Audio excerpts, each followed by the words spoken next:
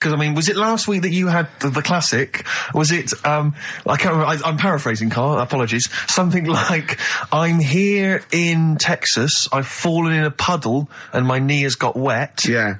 Wet knee Houston. Whitney Houston. Yeah. And also, it was last week when there was a little bit of confusion over the one for Holly Valance. Right? Of course.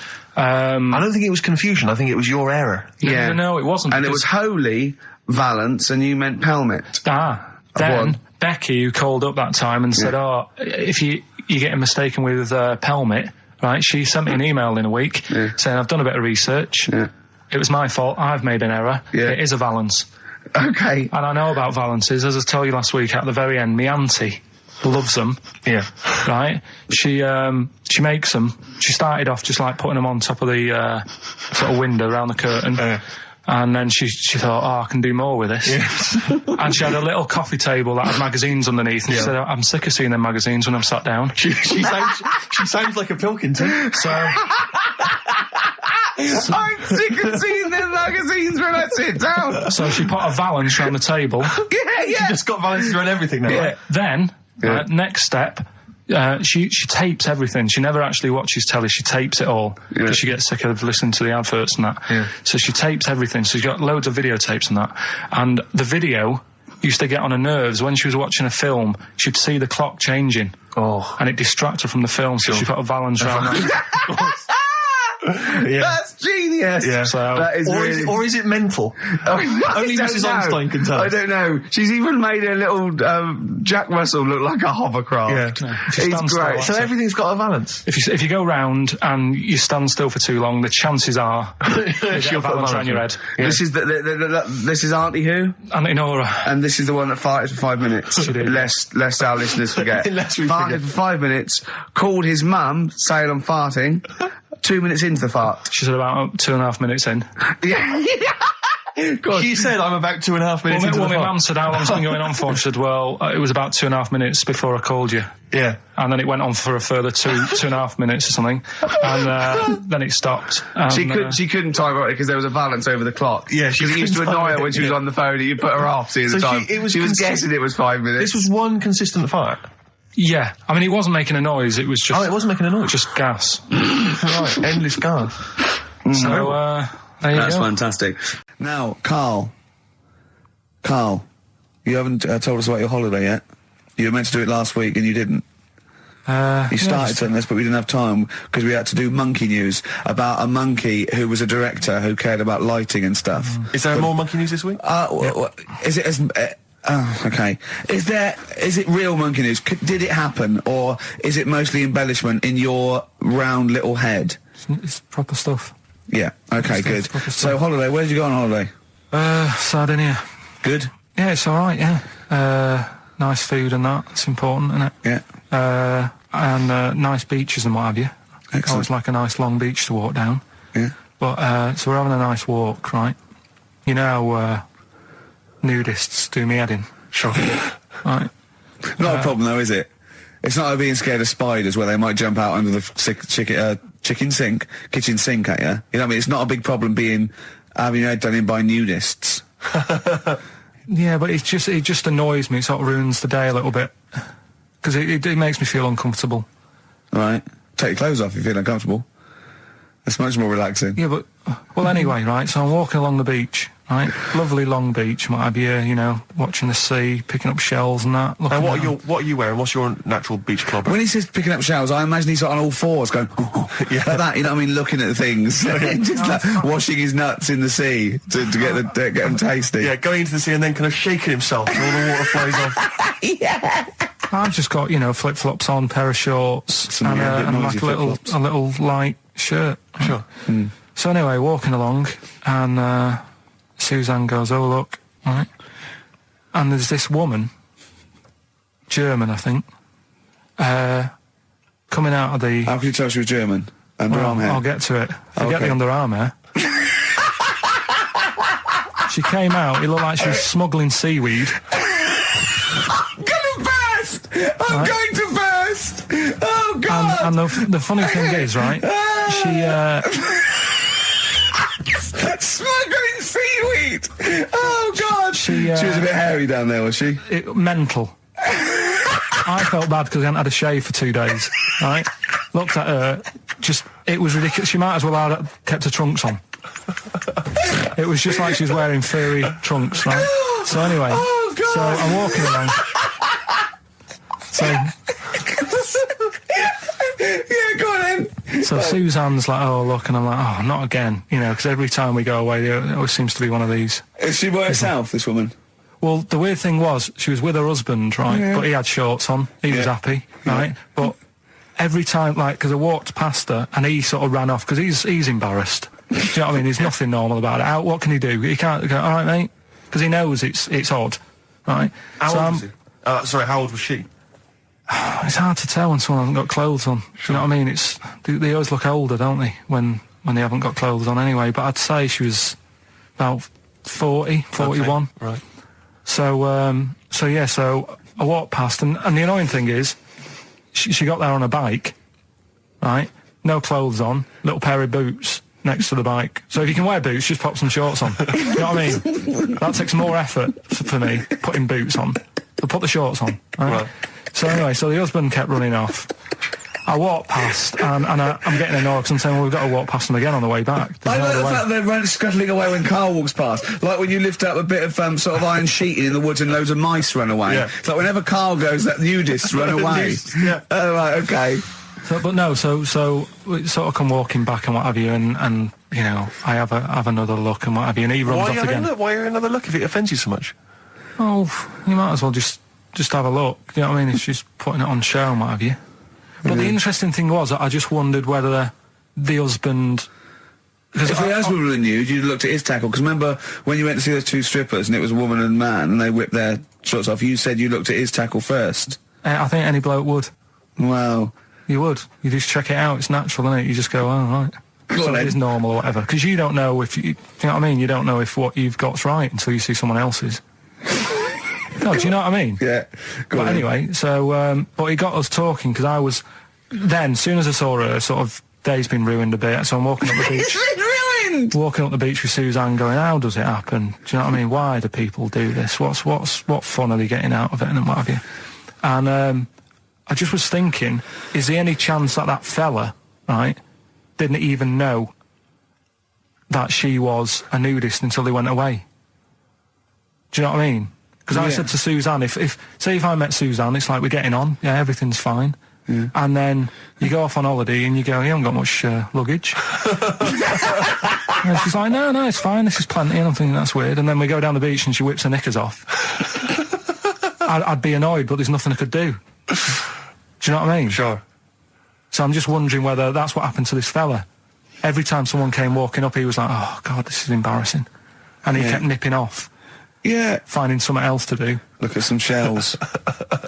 So I'm wondering, Rick, if at some point, maybe today or in future shows, we should get a nudist, one of those official nudist spokespeople, because all these nudist organisations, get them on the phone, justify themselves to Karl, because, in his mind, they are, what would you say, weirdos, freaks?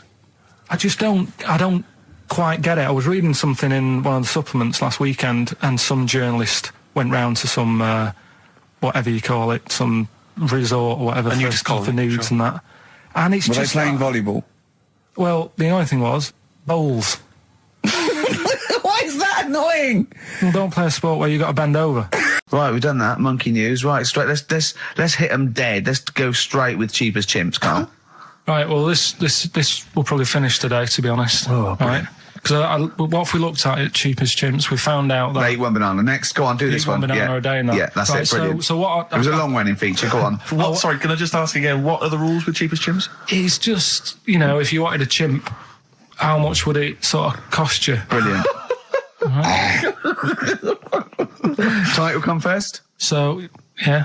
As always, that's the way they do it. Right. Cheap as chimps. I thought I'll go online and see, if I could buy one. Mm-hmm. How much do you reckon? £6,000 to buy a chimp. Yeah. Oh no, a ridiculous amount. What? Where can you buy them from? What sources? You shouldn't be able to buy them. eBay. What do you mean? Buy a chimp from who? There was this website that was selling stuff. What you could actually? What are you talking? What are you talking about? Right, here we go then. Right, I looked at it. Here's some of the other animals that were on there. No, wait a minute. What, are these poachers? I don't know. What, the zoos that got bored with them? Where can you buy a chimp? I don't want to give it a plug. Right, Some go on website, then. right? So what are the other animals available? Right, well, that'll give you some prices with the other animals, and you can try and work out if it's cheap as chimps, right? So, right, a camel. What do you reckon? £25,000. Right, $8,000 for a camel, right? Sloth, 40 quid.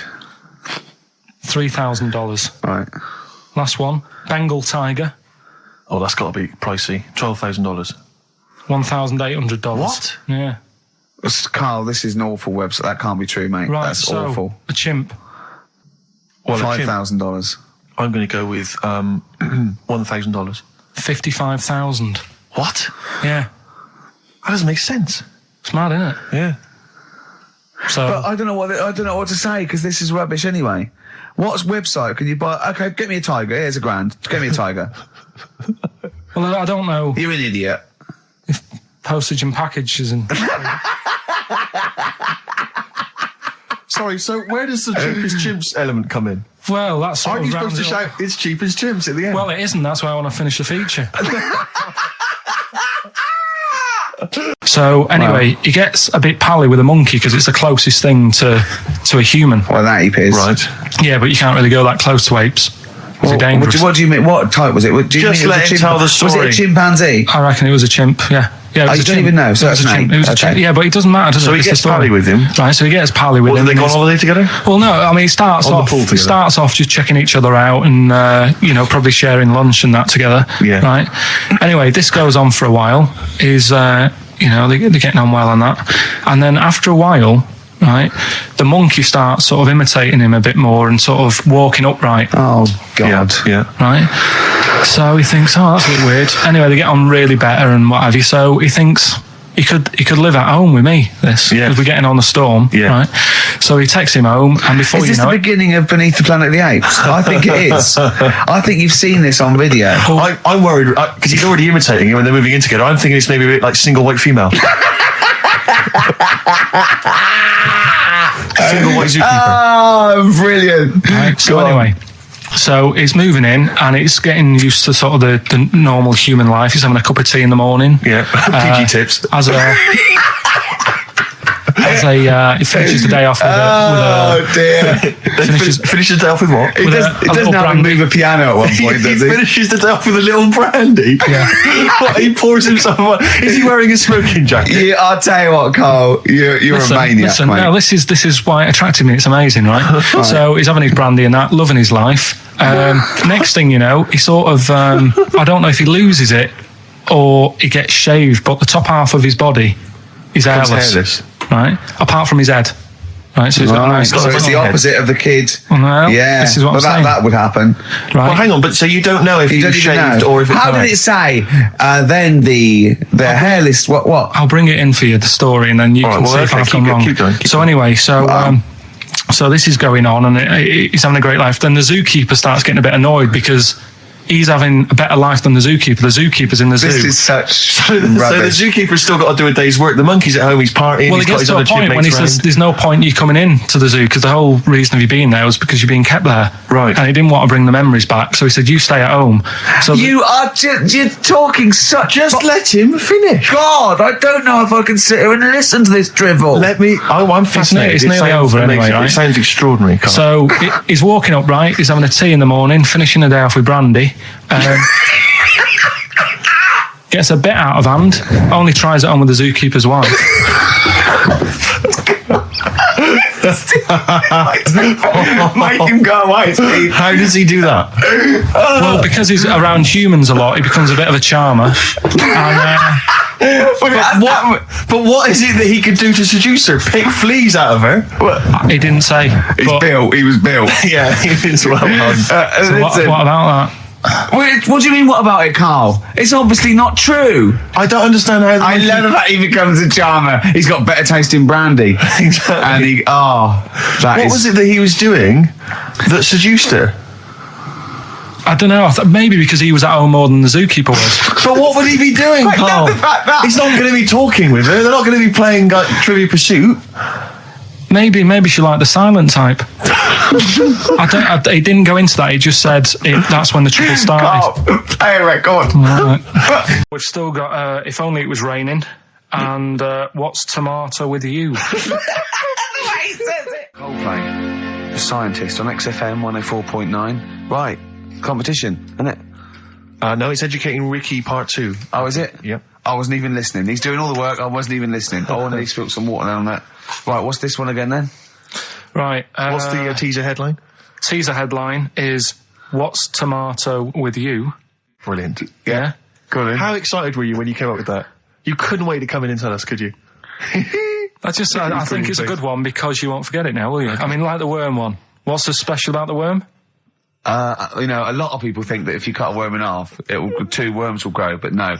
What happens is if you cut the head end slightly nearer the tail than the tail will die, but the worm with the head will be okay. So, it's exploded a myth and it taught me something. Right, so the second one, part 2 of Educating Ricky. What's Tomato With You? Yeah. What this one's about is, ages ago, This is scientific. There's never a date. There's never a country, a location. Okay, settle down, children. This is A-level history. Right. Once upon a time. Yeah. When a mental place with swords was a king, forget his name, but he was a loony. And it was literally ages ago. Yeah. So, good luck in the exam. Yeah. Right. So, alright, many years ago. Oh, yeah, cleared that up. Go on. They thought tomatoes were poisonous. Right? Okay. Because what Hold on, are they going to be proved wrong at the end of this story? Well, because I don't want to give away the ending, but is it something to do with are they poisonous tomatoes? No. Oh, you're having a laugh. I don't believe it. Go on. They're going to be eating tomatoes all this time. Oh, Steve, what's tomato with you anyway? Okay, so hang on a minute. Let's just recap quickly. Many years ago, when people thought tomatoes were poisonous. Yeah. Go on, Well, they didn't know they were poisonous then because they were still eating them. But what was happening? But they're not poisonous. But hang on a minute. All right, and it's not. I'm just going to listen. I'm not even going to talk. I'm not going to tackle it anymore. If you remember, years ago they didn't have pottery plates. They had lead plates. Right? What are you talking? Just let him talk. Sorry, what year is this? Let him talk. Come on. Plates made out of lead, and what they'd end up doing, they'd say, right, do you want a tomato? And they'd go, yeah, all right. And they'd put the tomato on the lead plate and cut it. And because of the acid in the tomato, right, it would sort of make the lead runny, and the lead would go into the tomato, and they'd say, oh, it's lovely this, and they'd be eating it. They'd get food poisoning, lead poisoning, what have you, and they'd be really ill. So they thought tomatoes were poisonous, so they didn't eat them for many years. And when you say they, do you mean the people of Narnia? Yeah, this didn't happen. Where was this happening? Sort of in Britain and that. You put him on the spot there. Oh, I hope there's no uppity pupils at this school when they go, what do you mean, sir? Oh, if you're going to... Oh, I'm fed up with you. Do you understand? No. So the No, you've got... No, right, okay, first of all, Carl, where'd you get this information from? Where 14 did I get times that? as well? Do you know... You can't remember? I don't know where I got that from. I don't know where I got it from. But why don't you think that makes sense? But what? Someone once got lead poisoning from a tomato? Not just one, loads, and then all of a sudden... No. Why is this educating me? Because I'm telling you that tomatoes... I can't take anything away from this. I don't know what to take away from this. What have I learned? Don't mix lead with tomatoes. Why is this educational in any shape or form? What are you telling me? A long time ago in the land of Glunk, right, where the ninnies did slib, right, they thought tomatoes were poisonous because they ate plates of lead. What are you talking about? Yeah, but we all know tomatoes aren't poisonous. Is that what we're taking from the story? Is that the moral of the story? Don't believe these people that I'd never heard of before. What are you talking about, Carl? I think it's a bit weird. It's a bit weird, yeah. It's the same people that were spreading those malicious worm rumours. My hangover's coming back. I've got to get some water. Play a record that was rubbish. But listen, seriously, I went home, I found this book. I found a couple of facts which I think are more up your street. Evolution, a little bit complicated. A little bit big. But this one, I think we may have mentioned it before. I think you'll like this. This is from a book of facts and trivia. The Egyptians trained baboons to wait on tables. That's interesting to you, isn't it? Yeah, that's pretty good. Yeah. Have you got any more there? I'll see if I can find Oh, he's interested. Yeah. Can get the staff. That did happen, You yeah? pay peanuts. That definitely happened, You get yeah. monkeys. And then what did they go off and do after that? Well, it doesn't say. So I love the fact that he thinks, right, okay, so in his mind, it's now the monkey going, it's 5:30, I'm off, you know I was going early today, and they go off maybe dancing or something, or they come in late. No, I assumed what you meant there is that was their first career move. And Yeah, then they well, went on. It's like actors waiting to be discovered. Play a record. It's weirdness that you're interested in. See, I thought that you were actually interested in sort of interesting sort of stuff. But if it's weird, it helps. If it's weird, it helps. Yeah, I mean, it doesn't have to be major news. The other day there was something about this fella who I think he wanted to be an actor, right? And he was trying all his life to be an actor. Couldn't get a gig anywhere, right? So when he died, he said, right, I'm going to leave all my money to the theatre as long as that theatre uses my skull in that play they do with the head. Hamlet. In Hamlet. So that's that sort of news, and What? it's weird. Right. What money did he have if he'd been a struggling actor? He had some money in that. What did he do? I don't know. Oh, that's what I'm interested in, what he did. Yeah, No, that's but what it me and doesn't Steve. matter, though. Yeah, that's what me and Steve are interested in, what he did, how he earned his money. So, because you were going to educate us this week with some interesting facts. Oh, yeah, come on then. Is that it, or have you got more? Well, that's weird. But that's not educational. You didn't give me his name, you didn't give me when, you didn't give me what No, theatre. but also to take from it. Do you know what I mean? If people listening and go, well, I'm a bit like that. It's like if you've got to be dead and have your skull on stage, that isn't the job for you. That's what I'm saying. If it takes that much, give it up, do something else. Right? Forget about tomorrow. Feeder. Right. Listener, I'm talking to you now. Have you seen these posters around with me and Steve on it, right? It's embarrassing, right? We were mucking around at a photo session and XFM wanted to do some posters. We couldn't be bothered to do them again, so we let him have this one. Irony comes back to haunt you, and it looks like I think I'm Simon Temper or something, and Steve's all right. But we think that Karl should be in it. Definitely. Karl doesn't want to be in it, but it looks like everyone listens to this show for Karl's basically, innocent stupidity and some great tracks. Exactly. They don't listen for us anymore, Steve. So I think it should be a campaign to get Karl on the poster. Yeah. Well, I should point out that I think XFM are more than happy to have him on the poster. So it's just him. You don't want to be on there, do you? There's no need for me to be on it. Of course there is. Why not? I get so many emails here as I'm sat during the show reading them. So many emails saying, what does Karl look like? Well, I if want they pictures of Karl. go to xfm.co.uk/Ricky, we've got those film bits on there, those video mock-ups where I'm part of it. You can sort of... That's not enough, Karl. People want to see your face. You're part of the show. You're an intrinsic part of the show. Yeah, we'll get you on the poster. Why? It'll be too much on a poster. They can only take in so much. What do you mean? They can only take in so much. Yeah, it's good with two people. No. It's enough. So what do groups do then? Well, they haven't... It's like Ringo Starr is being left off the cover of Sgt. Pepper. Yeah. Or Rutherford doesn't get in a look in with Genesis. Exactly. Well, Which would be outrageous. Yeah. Oh, sorry, Tony Banks, you can't be in this one. Yeah. It's just me and you will be very. You see, you look like the Collins, yeah, so you've got to be in there. I don't photograph that well either. You're joking. Is it because you look like a little cue ball because it just shines off the top? But a lot of people as well. You should dispel the myth. A lot of people think for some reason that you're fat. A lot of people say to me, "Is he fat?" No, but that's because I haven't got much hair, so it looks like my head's big. No, they haven't even seen you. They just think from listening to the show that you're fat. That's because you're northern. They think you just eat chips and complain about the weather. Well, complain about the south. I just think you could answer a lot of your critics. But then you see what I don't like about this world. A lot of people judge people on the way they look. Yeah. Oh, like you do. If only more people thought like that, Steve. But Karl, you judge people on the way they look. Yeah, I know. That's what I mean. But I couldn't with me, could I? Because I don't know what I look like. What? If I was listening to me on the radio, I wouldn't be able to say, oh, he's a, and slag me off and that because I don't know what I look like, and I quite like that. Do you know what I mean? I've lost. I don't know what Absolutely you're talking about. Just believe me, right? I'm right on this one.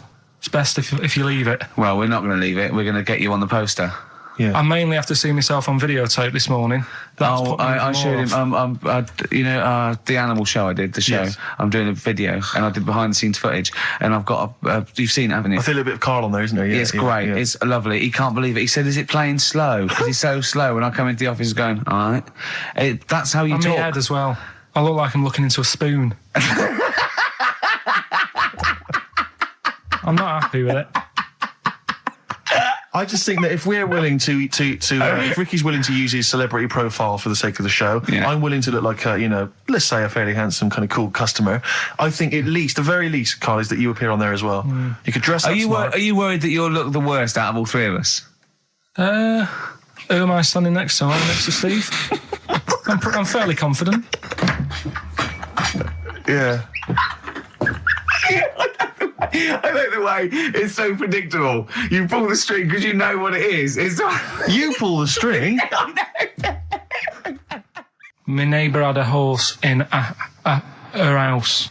It does work, honestly, it works. Okay. Yeah, okay, don't bother explaining it, just play it. A couple of emails. Monkey Matt's emailed us. Who? Monkey Matt. Oh, Matty, yeah, go on. Yeah. He says... How's the Monkster? He's all right. He says, Karl has missed a cracking headline from The Sport. Hide-and-seek champion found dead in cupboard. I hope it's real. I don't know if it is. I doubt it. Just looking through some of the news stories that Karl did make it into Karl's news roundup. Yeah. This one you might be interested in. Headline, woman says partner ran off to become vampire. Yeah. And it says a young mother says her partner has dumped her to become a vampire. Rebecca Roberts from Somerset says Matthew Barrett fell for a blood-worshipping woman in a US cult. The 23-year-old mother says he began shaving all his body hair, dressed in black, and used Rebecca's lipstick to redden his eyes. Rebecca caught him performing weird blood rituals in front of his computer at night, cutting himself to prove commitment. She said, I thought it was just a hobby. Everyone's got a right to one. I was pleased he'd found an interest. Brilliant. This is apparently from The Sun. Apparently he's left. He's gone to America. He's living in this Ohio-based cult. But it's the last bit where she's been asked whether or not, if he came back, would she take him back? Sure. And this is where I wonder if the journalist, you know how journalists are supposed to just report the news, be objective. Yeah. I wonder if maybe the journalist here has maybe had some interference. Made the quote better for them than go on. Because it says, I never thought this would take over his life. Now, if he came back, I'd say fangs, but no fangs.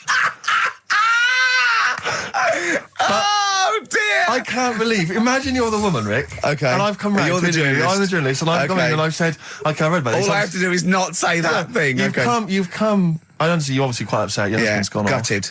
Off. If he came back, would you take him back? Definitely not. Right. Really, what would you say to him then if he came back? Just get lost. Right, but I'm really pissed off with you. Would you perhaps say something a bit more pithy? Not in this situation, no. You're upset? He cuts himself, he drinks blood, he's left me. Sod off. I'm not interested, mate. Because I tell you what. Go on. I mean, I like what you said there, but I wonder if we could condense that a bit more. If he came back, would you say... Go away. Would you ever say something like, thanks, but no thanks? No, because it makes it flippant, because I'm really angry. I know you're annoyed. And I'm upset, so I wouldn't say... I certainly wouldn't say thanks. I might say no thanks. But what if you sort of said it like aggressively, like you were giving him the finger, thanks, but no thanks? Like you didn't really mean sort it. of sarcastically? Sarcastically, would you possibly say I might say thanks, but no thanks, and that'll be it. And that's and I'd leave it there. I'd never change that. Sure. I'd never change those words. Can I ask you a question? Go on. Do you like puns? Hate them. Right. I don't like Countdown. I don't like QI. I don't like any of those posh Cambridge, Oxford types. I hate puns. If you had to say thanks but no thanks in the form of a pun, what would you maybe say? I wouldn't. I never would. Right. I'd say thanks but no thanks. I would. I mean, I feel embarrassed that I'd even say that because I don't think I would even say thanks but no thanks. Okay. But if I did go that far, I'd leave it there. Sure. So, have you ever noticed, as I have, go on, the similarity between the word thanks and fangs? Not really. It's very similar. Not thanks, really. Fangs, F-T-H, there's a K. Fangs very much. G, it's A and S. Well, the A, the N and the S, but that's about it. Would you agree it sounds marginally similar? Yeah, Is it possible you might one day say fangs but no fangs? I wouldn't know. Right. I could put that though, could I? But don't say I said it. Right. I mean, yeah. Fangs, but no fangs. Yeah. This is the thing. Just, if you ever read an article in The Sun, The Mirror, anything, do not believe it. Really seriously question and query it, because... If it ends with fangs, no fangs. If it ends with a pun, almost certainly they never said it. Yeah. The Cure, Love Song, classic on XFM. So that's the crabs that you can download their memories. But what about other animals that are in the sea, in that same sea, eating the stuff? Have they tested them yet? I don't know. I think they just took it on because their biology, so much to do with, I presume they could take up minerals and, I don't know why. I don't know. But anyway, next one, it's just on the horizons, a bodybuilder, yeah? This is freaky. Married another bodybuilder, right, and they're pregnant, and they had these tests, and the baby was very large, but it was causing it pain, right, in the thing, right, and after this it's almost bizarre, and after the female woke up pregnant after 7 months, and the baby was walking around. No, it forced its way out of the vagina. Oh, no way. Yeah, it forced its way out. It almost had super strength. And it was pulling her along by the umbilical cord, and it was a stone. Extraordinary. That's freaky. I mean, you're talking about freaky stuff. That's made up. What? It wasn't pulling her along. It was pulling, she could feel it. Exactly. And it was, do you know what I mean? Like, just went... and just sort of squeezed its way out because it was ready, because all the hormones. Because it thought it was ready. Oh God! Imagine that. Just waking up and finding that in the bottom of the bed. Freak out, wouldn't it? Because you'd think it was a nightmare initially. And it had hair and everything, didn't it? Yeah, because all the hormones there, like hair. There was something in the week about you've got test tube babies and that now, haven't you? But they've managed to do it. I only caught half the story. I knew he'd be more impressed by the crabs than that. He doesn't care if it's No, I am. I'm telling you though, that there was something... I only caught half the story because I was busy, but there's something about babies being able to be born without having any people involved. Or something, it's like putting them in an oven or something, and it's like a cake, and after a certain amount of time it's ready. I think you can buy those in Argos for kids at Christmas. Well, it's my first baby kit. Yeah. There's Play-Doh, I think, that they can buy. Yeah. So what do you think of that then? The baby one? Yeah. I prefer the crab one. Yeah. But the baby thing's pretty horrible. Yeah. So it was bigger than like the average. Both made up. We made those up. Yeah, both rubbish. They're both they are both rubbish. Despite the fact they're both rubbish. Yeah. They're interesting. We made those up. Both those stupid stories up. Yeah. Imagine downloading a crab's memories and seeing its mum feeding it as a child. Both are rubbish. This is a bit easier, but I still think it's a good one. So this is, we should explain what this is if you've just tuned in. It's one of those stupid lateral thinking problems. That Karl himself has created. Yeah, that was his homework. Right, this one. It's a fella. He has a normal day doing stuff. Nothing wrong with him. Right? And it's the twist in the tale. It's just like Tales of the Unexpected. Yeah. Just a normal day, nothing wrong with him. Hold on, though, he's got the legs of a fish. Go on. So that's why he's been hiding his legs. So Go on. He does his the legs of a fish. Sorry, can't carry on. He has his working day and that, and then he gets a bit tired. Goes to bed. He puts the light on, leaves it on, goes to bed. Oh, that's crazy. That's mental. I can't think what's happened. Anyway, here's Radiohead. Right, okay. What? The question is, why does he put the light on when he's going to bed? He's had a normal day. He's come home from work. Is that right? He's come home from work, or he's not been working? Yeah, he's just been out? No, he's been working and stuff, I think. You think? You've made it up, Karl. You can decide. So the question is, why has he put the light on when he's asleep? There's a reason that he's put the light on when he's asleep. Has he gone to sleep? No, Karl, don't shrug. You're meant to answer these questions. He put the light on before he went to bed. Yeah, and the question you're asking me is why? What's the scenario? And the light's on and that, but he's gone to sleep. Yeah. He started reading and then he fell asleep. No. Did he intentionally, for some reason, put the light on? Every night. It's mad. Sounds mad. That's Karl, doesn't it? Every night he does it. Yeah. He puts the light on when he goes to sleep. Karl, is the point of this, he puts the light on for a very good reason. Not for us, but for some people. He's blind and it's always been on and he thinks he's turning it off, but it was on in the day and he thinks he's turning it off, but he's turning it on because he's blind. That'd be stupid. That works. No, that works great, Rick. Yeah. Thank you, Karl. So you've got to come up with... Hang on. If you're blind, why would you put a light on? No, he thinks it's off. Yeah. But why would he turn it on anyway? Just think so he doesn't get burgled, so people know he's in because he can't see him. So he just he puts the light on when he's there, then he turns the light off when he goes to bed, so people think it's fine. but he's got it out of kilter, and actually he's walking around in the dark all day. I don't believe that if you're blind, you turn your light on. I don't think you'd be living on your own, would you? I'm not having that for a second. Do blind people live on their own? I'm not having that for a second. Well, some people do. Lonely blind people live on their own. No, if you got bad eyes. Any of them women? Are there any blind women who are living on their own? No, I mean, if you know of some blind women. 08700 800 1234. We've gone through this. If you are a blind woman with no standards and you don't care annoying voices and smell, then get in touch with you. Yeah, I mean, you've got to be within the ages of, say, 25 to 65. You know, right. Well, call it 75. You fussy, you fussy all of a sudden. I know. Yeah, go on. If you were blind, would you live in London? Because someone said yesterday there was one struggling outside in Leicester Square, and I don't understand.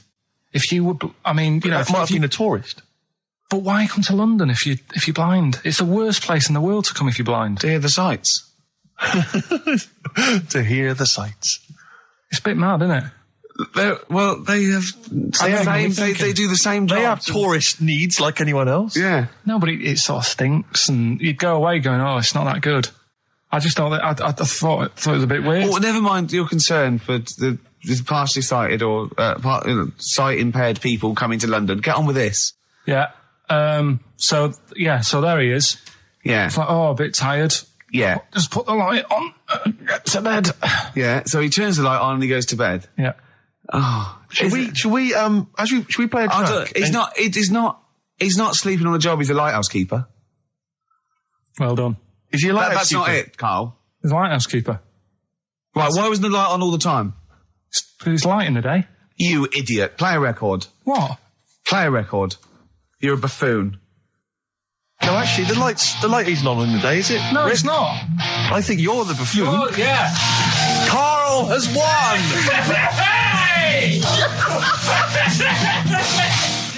But it happened in Hackney, right? If you're outside London, that's in a place in London.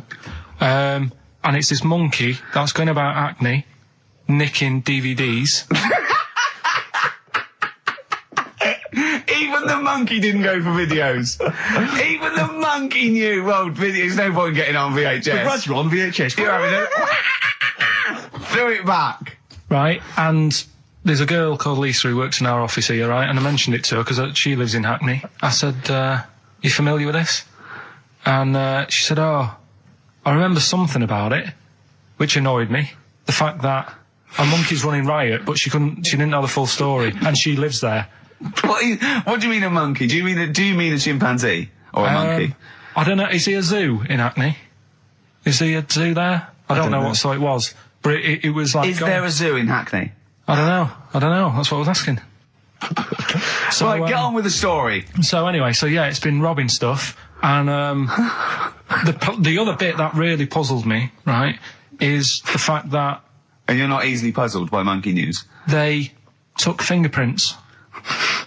What do you think about that? Well, they took fingerprints, presumably because they didn't know it was a monkey to start with. No, they did. They saw it, nicking stuff, and they said, get fingerprints. So that means there's more than just one doing it. I'm going to have a heart attack. He had to fax them to Interpol. Yeah. We know that is, yeah. It's Brian the monkey. Yeah. Yeah. So sorry, I don't understand. He was stealing DVDs, specifically DVDs. DVDs, I think it said watches and stuff. What, breaking into homes? Yeah, in Hackney. Maybe. Are you sure it wasn't a kid with a mask on? No, seriously. How was he breaking into homes? They're good, up the drain pipe. They're good, aren't they? They're good, aren't they? But how would they do that? So is that the news? Well, how much do you want? Is that monkey news? For this week? Well, I don't know that it's true. Again, I've got the things. There was other stuff. There was another story that I found about a monkey, but I would like to know from someone in Hackney do you know what I mean? And I missed that one on Crime Watch, which would have been good. Right? But there was another story about one that kept getting on buses, not paying its fare. Not paying its fare? And just sat in a corner reading the paper. Reading the paper, Carl. You're an idiot. Well, that wasn't in London. You're an idiot. That was in America. It wouldn't read the paper. Why would it read the paper? Because it was its way of sort of going, oh, well, if I'm reading something, maybe the inspector... the inspector won't notice my hairy hands. Oh, Carl, you're such a fool! Well, Pilkington. Karl We've just had a news flash that an infinite number of monkeys in Hackney and an infinite number of typewriters. Yeah. We don't know what for. At this stage, we've got no more information. And they've taken back an infinite amount of graduate on video. This is rubbish. There was two fellas with big heads and webbed feet, and they had a horse in a... Well, what I do is... What would you do? What did you do when you first saw them? What, saw the lads with the big heads? And yeah. We should very quickly remind people, if they didn't listen to that particular show, they had webbed hands. Yeah. Did they, or webbed feet? Well, they had webbed hands, right, and big heads. Enormous heads. But it wasn't related. But they weren't related. I know, to they each were other. completely No, but I'm people. saying that the webbed hands isn't due to the fact they've got a big head. No, sure. It's two different things. We're just unlucky. Yeah. No, hold on. If they weren't related and they both had webbed hands and big heads, I'm saying there was a condition that was related that had those two. I don't think there was. So what do you think the chances of that are? They're not related, and he goes, "Oh, you got a big head and webbed hands as well." Yeah, just a coincidence, isn't it? Yeah, I honestly don't think it was related. Right. Because I've since seen the same problem again on another kid with a big head. His hands look good. Right, so you think the big head is just a separate issue? Yeah, it's a totally different illness. It's like having a headache and a cold at the same time. Right, so not always connected. But the weird thing is, right... Girlfriend was away, wasn't she, yesterday? Yeah, I always have a problem with that. Because you don't go to bed, do you, early? Do you know what I mean? You sort of think... I just always find that thing that if, you're used to living with someone... Yeah. One of you will go, let's go to bed, then you'll go, all right. But when you're on your own, you go... You just forget to go to bed. I just stay up. Okay, stop eating now, Carl. You've ate all the food. That's just a plate. All right. Okay. Yeah. No, I stayed up and watched... there was a thing on about Dracula. Right. What, Dracula? And I found a flaw in it. Go on. Not the fact that he's the living dead and he's... No. And drinks blood to stay alive and he doesn't reflect. And he can turn into a mirrors. bat. Well... And you can... Go on. The mirror thing, you can't look in mirrors. Can he? Well, he can look in mirrors, but he can't see himself in a mirror. Yeah. That still doesn't work. Go on. It doesn't work at all, Carl. It doesn't work Go anyway. on. Well, centre parting's always really neat. His centre parting's always... How does he do it if he can't look in the mirror?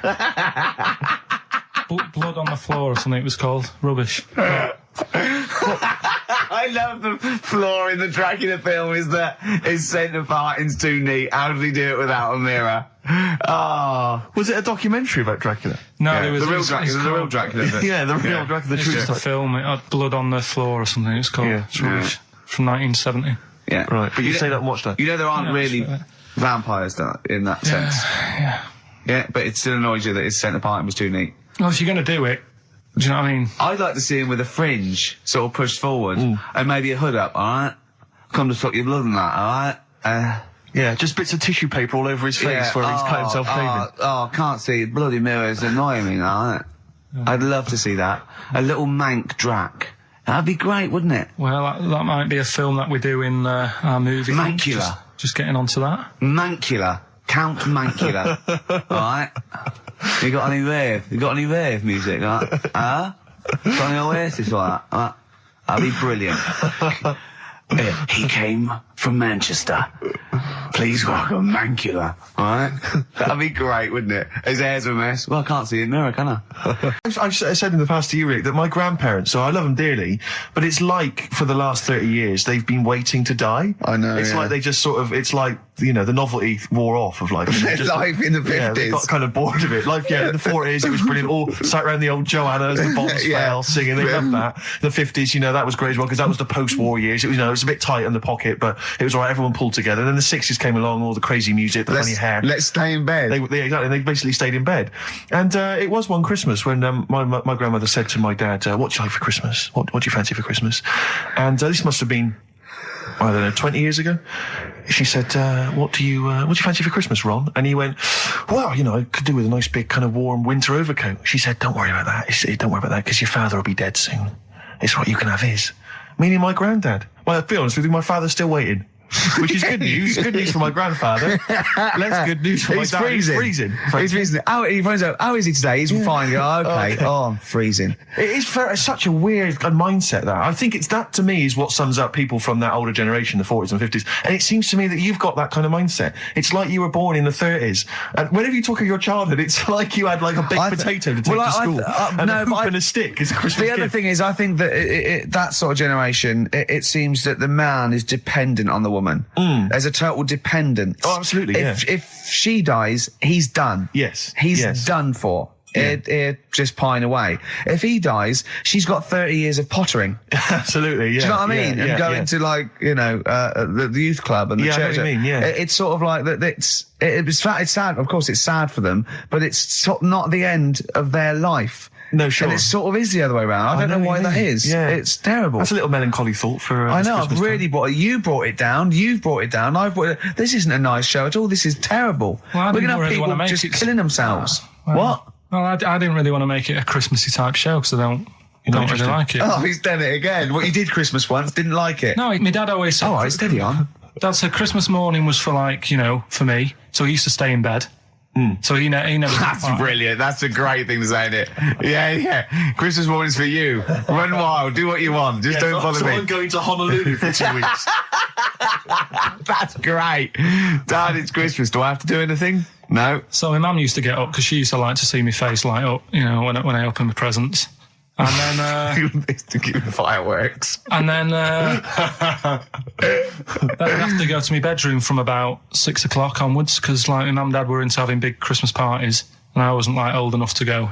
Right. So they'd say, right, you know, you've had your fun there, you go up to your bedroom, stay in there. Really? Yeah, I remember one year, right, I got a train set, that's what I wanted. Yeah. Right? It's brilliant. Playing with it all day. I thought, I don't mind about the party, I'm happy staying up here playing with this. Brother comes in, he's had a few, right? He's going, yeah, give us a go on your train. How old is he? He's a bit older than me, so he might have been like, let's see. Well, let him be 18. Yeah, probably about 18, 19, and how old something were you? like that. I had a train set, so I don't know, about 14. something like that. Yeah. Right, so I'm playing on that, loving it and stuff. And then he comes in and goes, oh, give us a go. He turns the transformer up to like 14. He went really fast for about 5 seconds, broke it, and then he went back downstairs. Wow. So Christmas, I hadn't even got to Sounds Christmas like Day. the Conservative government with British Rail. Satire, that is. Rick, I just thought that there's satire. If there's any satirical shows listening or magazines... It doesn't work in any way, because there's the analogy falls down apart from there being a train. Think it through, though. British Rail was trains. Yeah. And the government broke the trains in many ways. They didn't break them, like, not officially breaking them, but they kind of... It does work. It's perfect. Oh, I'm very pleased with that. And I can't... And no one's asked him to be on Have I Got News For You? It's weird, isn't it? Because it's strange, that, when you've got a satirical mind that's as quick as that. Yeah. All and right. he's broke your little train set. So what did you do? I just like watched telly and had some sausages. I bet you were happy with that, though, weren't you? It's a bit annoying, though, isn't it, when your main present of the year has been broke. And did it ever get it fixed? No, that was it. Put away. I'm intrigued why your parents wouldn't let you come and join in the festive fun. Was it like really debauched down there? Was it like eggnog everywhere? Well, no, but I mean, that's fair enough. 6 is a little bit early, but I just think, you know, if you're a kid, you know, he had his fun, put him to bed at 8, maybe. And Do you think so on Christmas Day? I thought that was a day for family. Well, not if there's a party going on. Well, don't have the party on the Christmas Day. Well, that's another option. Yeah. Your parents are weird, aren't they? A strange breed. Well, absolutely. The Ricky Gervais Show with Steve Merchant. Hello there. And Claire Sturgis. Hello, boys. Carl's ill. Well, he's not here. I mean, I never believe people when they're ill. I think they're always malingering. I never take any days off work. I just think you can drag yourself in unless it's life-threatening or... To be fair, Rick, can I just stop you there? It's not so much that you take days off as you'll just suddenly decide around lunchtime that you've overeaten and need to go and lie down. But I'm my own boss. With a cold compress. Yeah, and but a I'm Swedish masseuse. I'm my own boss. Yeah. So it's not so much you take days off. It's not so much you take days off as you never actually do a full day's work. Yeah. You actually exactly. prevent that I never take that hour and a half off a day. Exactly. XFM 104.9. So what's the story, Claire? Do you know anything about Carl? Do you know what his illness is? I think he's got this sort of cold virus that's going around. He phoned me yesterday. He did sound poorly in his defence. Poorly? A little bit croaky. Well, I'll tell you what. He coughed a bit. I'm not being funny. He better be in hospital. To miss this show. To miss this show. Flagship show of the week on XFM. Do you know, you are right, because, and you've been away, haven't you? Been away 2 weeks. We had the best of again. But let's part of the best of. Yeah. Let's part of the best of the last 2 weeks, shall we? Yeah. I mean, we're going to try and get him on the phone. We're going to phone him, and I want him to really explain himself because, you know, I think he's malingering, to be honest.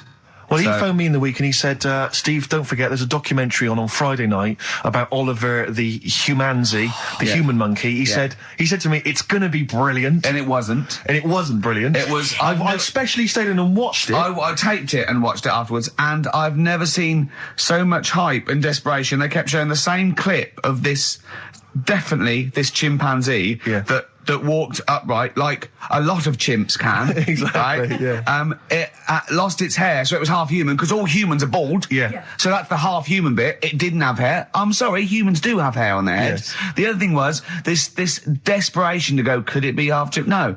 It's a chimp that superficially looks less like a chimp than other chimps. So Lee Evans looks a bit like a chimp. Is he half chimp, half human? No, he's a human who looks a bit like a chimp. That's libelous. Yeah.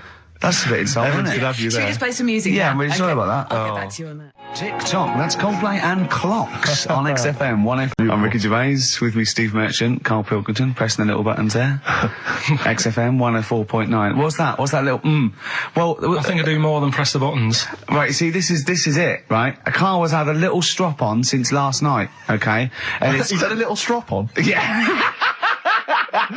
You said strop on. I just wanted to clarify. And, I don't know why. He says that I'm an annoying person. He says that I wound him up, right? Which I don't know. He says that you're winding up because you're sort of like negative about everything. Negative? Yeah.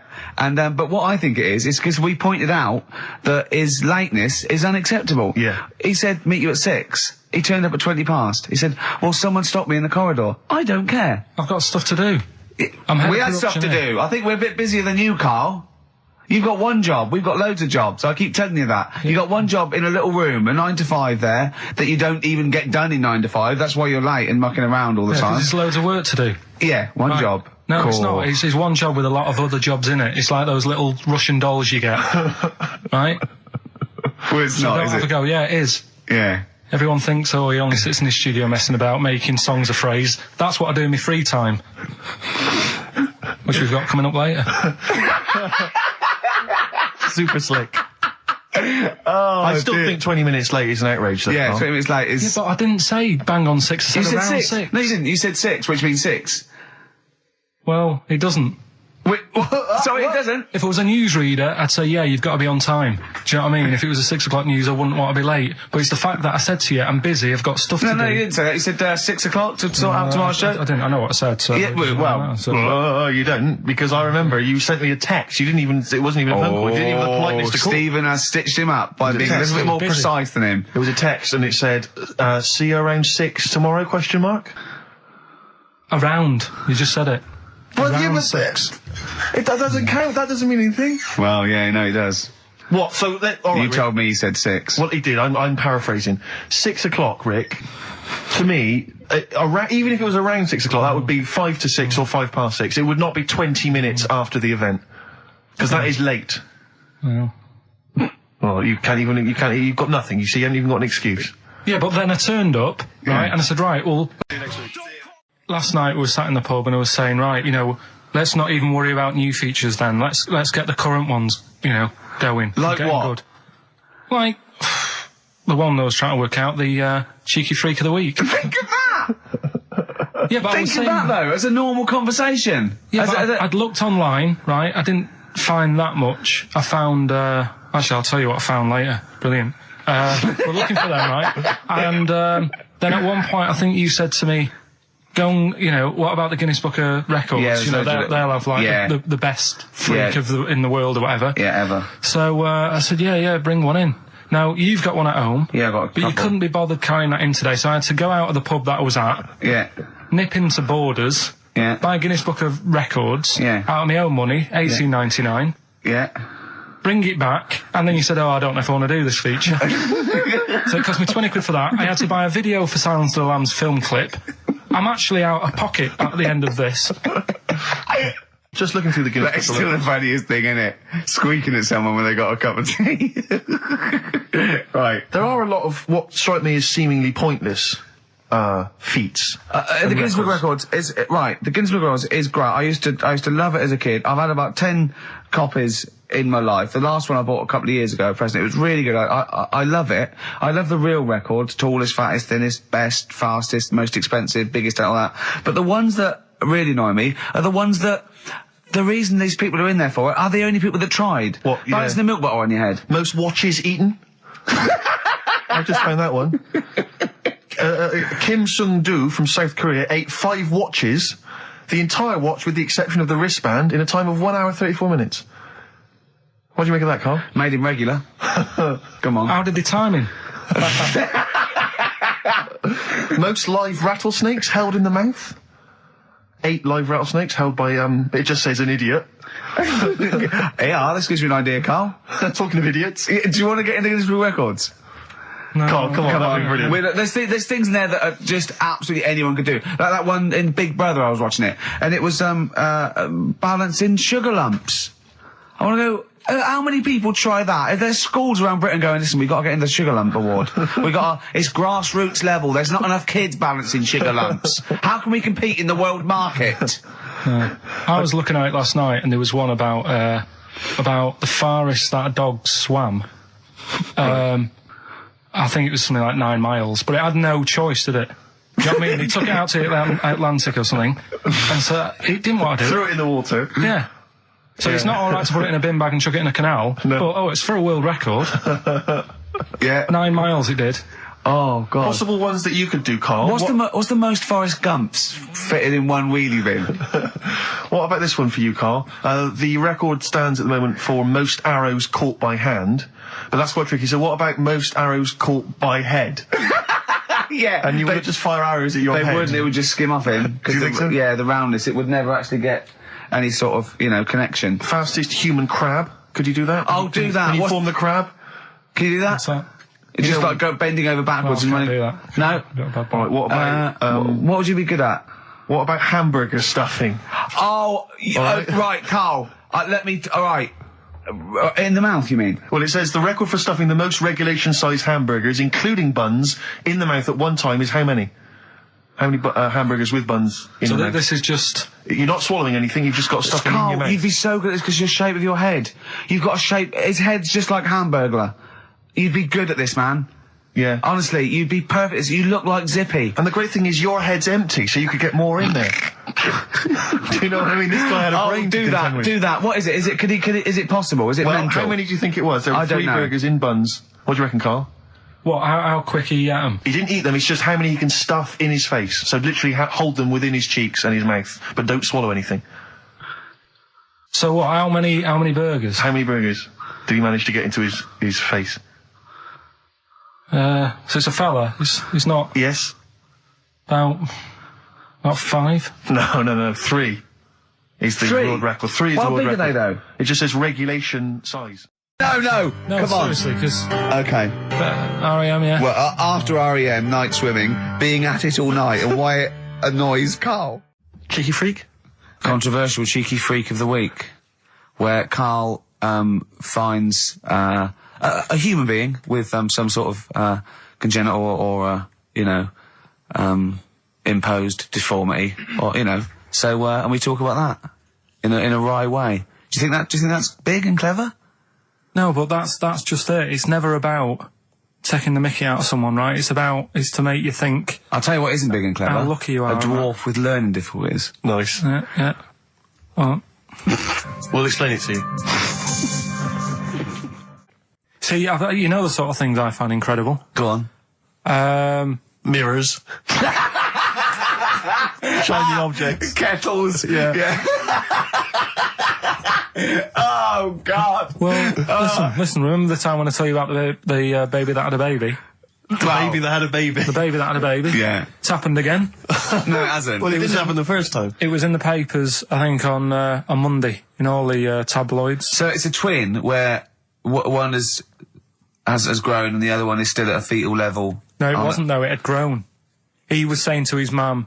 Who was saying to his mum? The little kid who was 7 years old. And he kept saying... Yeah. He was pregnant. And he was pregnant? Yeah. I know. What do you mean? And he was saying to his mum, oh, God, I don't feel well. And like, his belly was all swollen, and they thought he'd just been eating cake or whatever. And he was saying, I can feel something moving about, and they were like, stop messing about, there's nothing wrong with you. Eventually, I think he was in gym at school. In gym? What, Jim was pregnant with him? Oh, it was like a Russian doll. He was at school, right? Just about to do sit-ups or whatever they do at school, right? Yeah. And flew out across the room. Teacher goes, you're a bit fat. You look a bit pregnant. And so best to the doctors took him. Said, you're 7 years pregnant or something like that.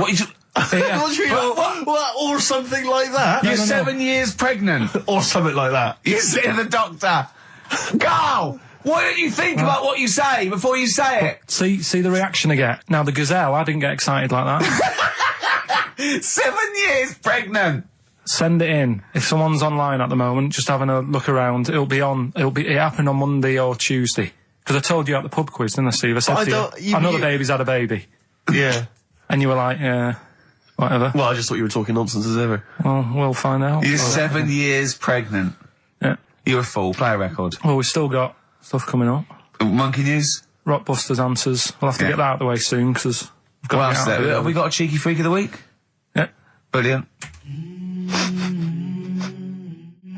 America by Simon and Garfunkel on XFM 104.9. I'm Ricky Gervais, and I understand I'm about to read my words, Steve. Well, once again, there's always someone, and it looks like it's Mike Lamb who has come to Carl's rescue. Lambo's let me down then. Doctors have removed a 4-pound baby boy from the stomach of his 7-year-old twin brother. Yeah. Alan Jan Niamatilev was born with the freak fetus growing inside him. For 7 years, it lived like a parasite until a school doctor became alarmed about Alan Jan's bulging tummy and took him to hospital. Surgeons who gave him a scan operated immediately, unaware that the baby was attached to the boy's blood vessels and still alive. They saved Alan Jan from certain death, but knew the 8-inch fetus was doomed. So there we are. Boy pregnant with his own twin brother by Barbara Davis. That was in the Mirror, apparently. So I've read on, and all the facts are right. They took him to the school. The parents didn't realise. And that isn't even this week's Freak of the Week. I mean, that's you got that for free. You've got that. You can have that. That's the free freak of the week. Free freak. That's that's giveaway. That's like 13.5% extra. Yeah. You know what I mean? That you might get with hairspray or something. So that, I mean, if that's just the throwaway freak of the week, there are 2 freaks of the weeks there. If those 2 freak, I can't wait to see what the actual freak of the week is that people are paying for. Is it incredible, Carl? I'll tell you what, something else you can have for free. Go on. Another sort of freaky thing, right? I was watching this programme in the week. Right? What? I don't know what it was. But it was about, I just saw this little fella on it, right? What do you mean, little fella? He was doing this history thing. Oh. Right? Yeah, I know what you mean. So, is this he's found out that a Viking was a bit like him? Yeah, that's it, yeah. He was boneless or something, or he's... Well, that's the weird thing. What do you think of that, Steve? He's what? He's boneless? No, he was called Harry the Boneless or something. Yeah, but you know what you're going to get there, don't you? That's what I mean. Always have a name, Elephant Man, you know. Harry the Boneless. Where is he? You know what I mean? I'm meeting someone, waiter, what's his name? He's called Harry the Boneless. He's over there flapping around. Yeah. He's over there in the bucket, having noodles. That's what I mean. But, do you reckon you could do that? Do you reckon you could have your bones taken out? I love talking to him! He's brilliant, it's like talking to a 5-year-old. I was asking Suzanne when she was watching it, and she was like, ask me later. Yeah, brilliant. She wanted to know about, What did you said? You were watching this programme about history, right? About Vikings. Like you turned to your girlfriend and said, do you reckon you could have your bones taken out? Yeah. I love that. I mean, that is why you are my favourite What do you mean you think you could have your bones taken out? Firstly, why would you have your bones taken out? If you've only got a small flat or something, and there isn't much room. Yeah. Right?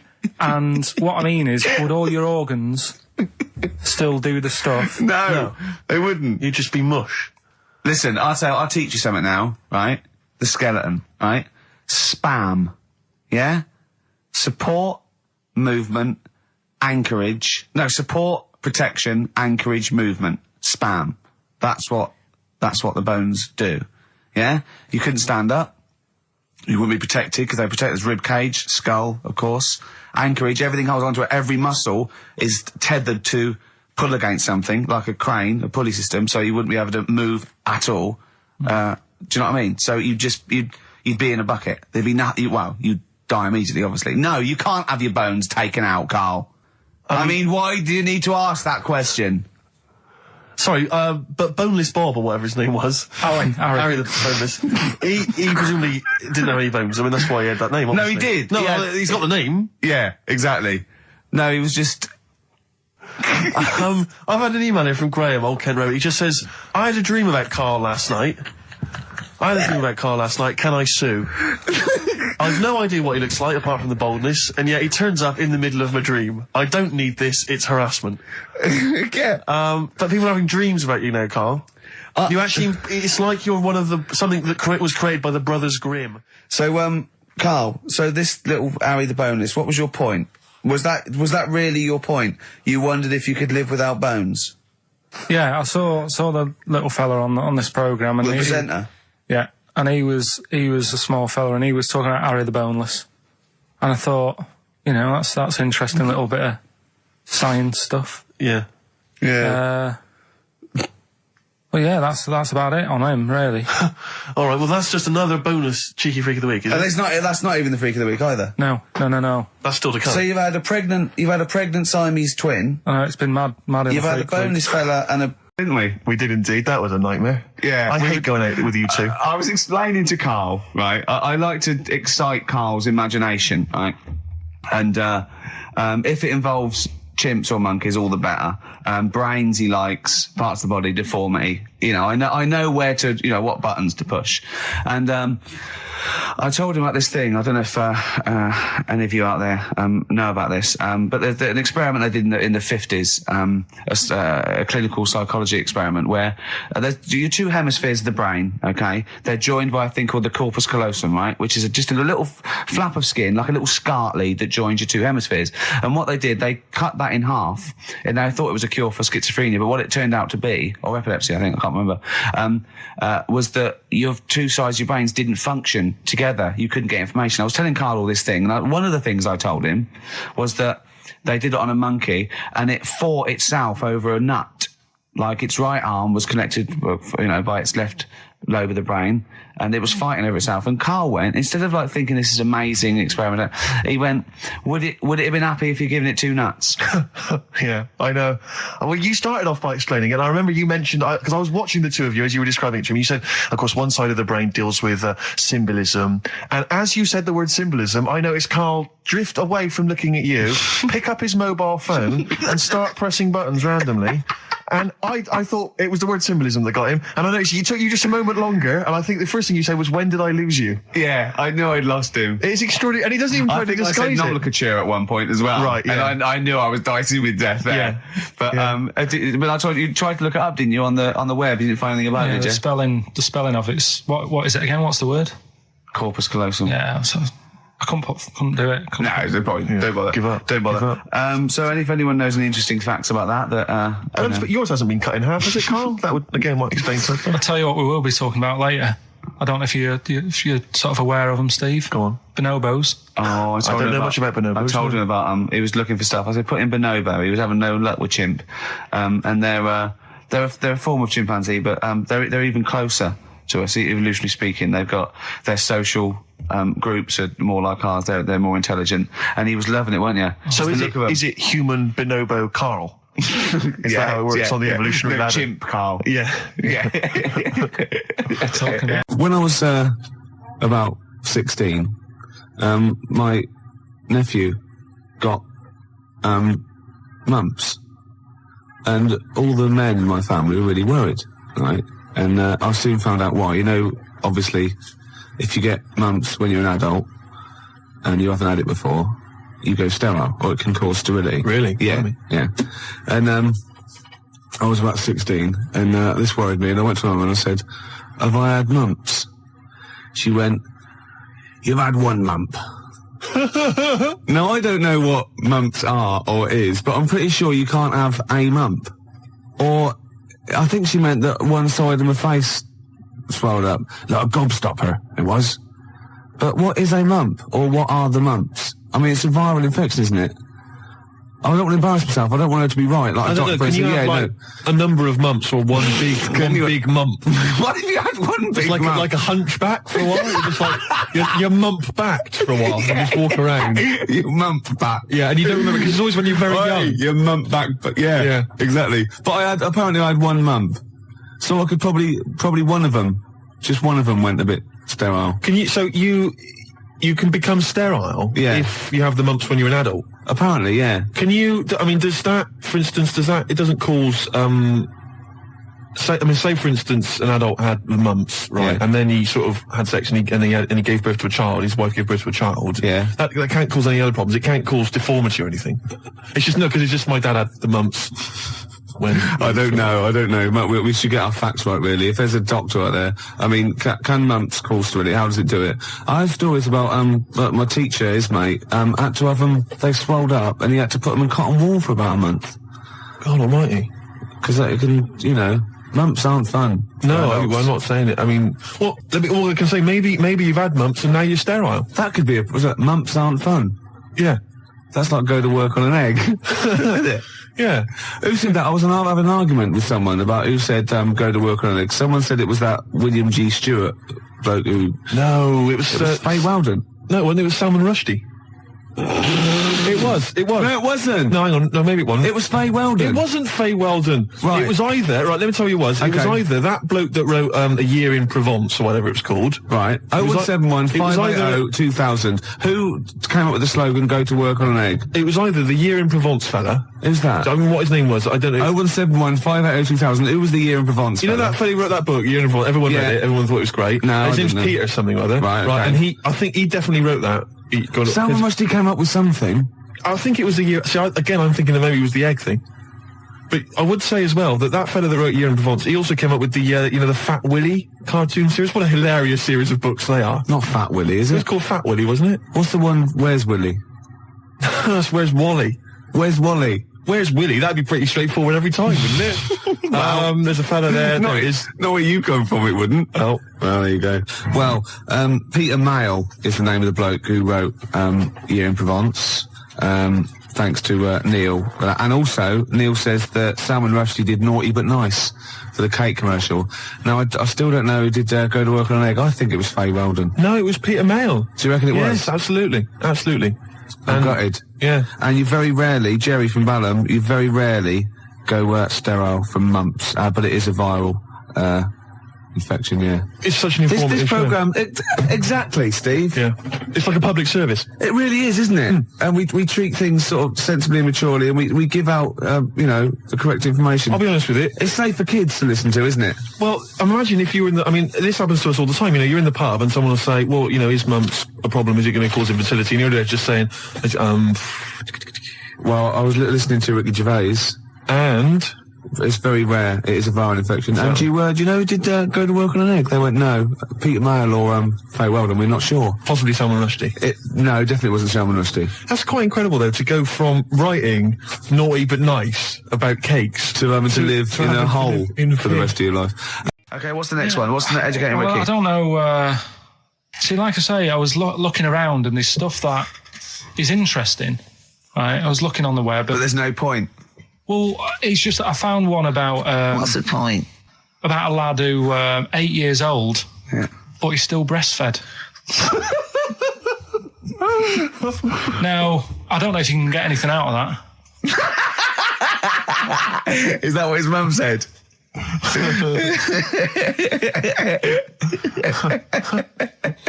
What do you mean I don't know if I can get anything out of that? You don't need to. No, it's just that, Where did you read that? That was on the internet. Oh, well, yeah. You're always unspecific when you mention it. It's just it was on the internet. Well, I'm trying to think what I put in. I think I put in Y to see if I'd confuse a computer. And then, go! You are... No, honestly. I did a search, put in why, and he came up with funny things that, like, why is this person doing that? Why is that? And it had a picture of this 8-year-old lad, sort of, on his mum's nipple. And it was saying, is this healthy? You sure that wasn't asking you that question? What? I put in Y just to confuse the computer. Like, the computer go, what do you mean? Yeah. Stop it. Yeah. Oh, look, last week I was walking home with him, and I went, he was saying something stupid, and I went, I've got a competition for next week. Let's do a phone-in, and it's called Karl Pilkington, Genius or Fool. Yeah. Right? And he went, no. I went, why not? He went, well, it'd be confusing because they say there's no difference between genius and being a fool. We do though, don't we? No, but it's rubbish, and people say there's a fine line between madness and genius, and it's a ridiculous soundbite. They don't say there's a fine line between a genius and an idiot. Well, the people who do are idiots. yeah. So what would you do there though, just to sort of wrap that little thing up? What would you do? That lad loves his mum's milk. What are you asking me to come up with? No, I'm just a title for the story. No. It's just what would you do? Right. What do you mean? What would I do? Well, it's causing a bit of a problem in the area, right? What area? In America, I think it was. Oh, America are a problem, are they? George Bush is worried about this kid who's breastfeeding at 8. Imagine it like this, right? Right. So, Carl, what are you asking me about this spurious story you saw on the internet? I saw it on the internet. There's an 8-year-old lad. He likes his mum's milk, and he's saying, "Is this right? Should it?" No, it's not. On? But what do you want Ricky to do about it? It's not his responsibility. yeah. No, but the little town that he lives in, they're all causing an uproar, right? Going, this isn't right. I can't let my kid play out in case he's in the garden with his mum getting a bit hungry, right? So, oh God, what should they do? Because his mum's saying, well, he likes it. Yeah. And he, what do you do? I don't know the laws. No, but I'm not asking you to sort out the laws. I'm just saying, if you lived in that neighbourhood, what would you say? If you went up to him and said, look, everyone's getting a bit fed up with this, look. I'd say, what would I do? What do you mean, what would I do? what are you asking me? Right, it doesn't matter. No. What are you asking me? What are you asking me and Steve and the public? I'm just saying, say if you live next door to this woman. Yeah. Right? The kid's hungry, 8 years old. He's out playing on his bike and he goes, Mum, I'm getting a bit peckish. And he goes, all right, son. She whops one out. And he starts having his milk, right? You live next door, you're putting your washing out and you see this going on. You're getting a bit sick of it because it's gone on for months. 8 years, I assume. Why is it your business? Why are you such a nosy neighbour that you're concerned? What would you do, Carl? Let's turn it back on him. Yeah. What would you do? What's your solution? What would you do? Well, I thought I'd say, right, why are you doing this? And she'd say, because he likes it. And I go, all right then, put it in a bowl first. Genius. And you think that would sort that out? No, because I was thinking about the whole thing, right? And you do that when you're a baby and everything's all right, innit? Yeah. No one bats an eyelid at a little baby having a bit of milk from its mum's breast, right? Yeah. You'd almost say it was natural. But you grow out of it. It's like you don't see. It got me thinking about things you don't see. And you don't see. Did you put this into a computer? Show me things you don't see. What else don't you see? Well, you don't see like an old man having a Twix. You never. Oh! So what? You know the terrible thing about all this, Steve, is he's right. You don't see an old man having a Twix. That's a terrible thing. So what they have got, right, they've made old man toffees, haven't they? They've come up with Werther's. Is that a song? Oh, God. You don't see an old man. So they've got their Werther's, right? Yeah. So, look at him. You think he's giving a lecture at Oxford? It's not going anywhere. No, go on, sorry. Go on. I'm just saying... Right. You grow out of things. Yeah. And the old man, I'm sure when he was a kid, he'd have a Twix. Yeah. Now it doesn't look right, so he's having... It doesn't look right! So... Right. I don't think Werther's originals were specially designed for old people. I think they were sweets that just happened to have been made for years. That's why old people eat them. Yeah. They didn't go, hang on, there's a market here. I've noticed old people aren't eating Twixes. Quick, let's make some old man sweets. But the little advert, he gives it to his grandson as well, doesn't he? He goes, I have a Werther's original. I think it cuts though before he throws it back in his face and get me a Twix. Wandy. Right. I'm committed to this treatment. Yeah. Is one. I've got to go for that one. Yeah? Yeah. Or the other one is the police are causing a bit of a stir. He still says it like it's the best thing he's ever come up with, which in a way is. It could be. Right, go on then. I'm committed to this treatment. Right. Do you know the saying? Is it just sayings now? Are they all sayings? This No, they're not. Okay. No, the other one isn't. Frog in your throat? The saying, there's a frog in your throat? Yeah. I assume it's when you croak a little bit. You sound like a frog. No. Right. Might seem a bit weird, this one, right? But years ago... Oh, yeah. Sorry, what is that clue? Committed to this treatment? It's about frogs committed.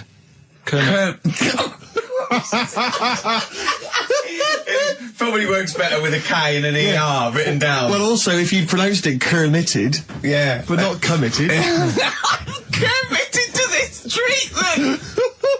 Right, go on then. That's genius. So yeah. What? You go to the doctors and you go with throat hurting a bit. Right. And what they did ages ago. Ages ago? What year was this approximately? We are going back quite a bit with this one. Oh, okay. Go on. And the doctor would say...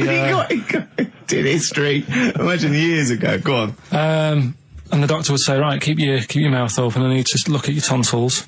And the jaw would ache a bit because they weren't as quick back then because they didn't have the technology and stuff and they'd have to like stare at it and study it and stuff. And like they get an achy jaw, right? Keeping their mouth open. Yeah, like you get, you eat a Mars bar or whatever. So they'd sat there and they used to always close their mouth and it used to annoy the doctor. Right? Oh. So what they did, they used to get a toad, right, and put it in the mouth. Rubbish. Okay, keep talking. Keep talking. And that way they couldn't close their mouth because either they'd squash it, right, or apparently you're not allowed to lick a toad's back. So the doctor would have them for breaking the law? No, but it's poisonous, right? A toad's back. You should never lick a toad's back. Or put it in your mouth, really. Oh, just stop for a second. Wait. What? Can I just ask one question? Go on, yeah, just ask one question. I've got a few, but go on. Sure. My initial thought is, it sounds like a brilliant bit of sort of medical knowledge there. It's a great idea. Yeah. My only thought is, how does the doctor see past the toad? Yeah. Your tonsils? What's he actually looking at with the mouth open? Surely the toad is in the way. Hopping around in the way? It didn't say. Sorry, and my first question is, was this on the internet? Yeah. Yeah, okay. Carl, that is bollocks. That is, I mean... Well, alright then. Let's turn this round. Where does the saying, you got a frog in your throat come from? Probably because you sound a bit croaky.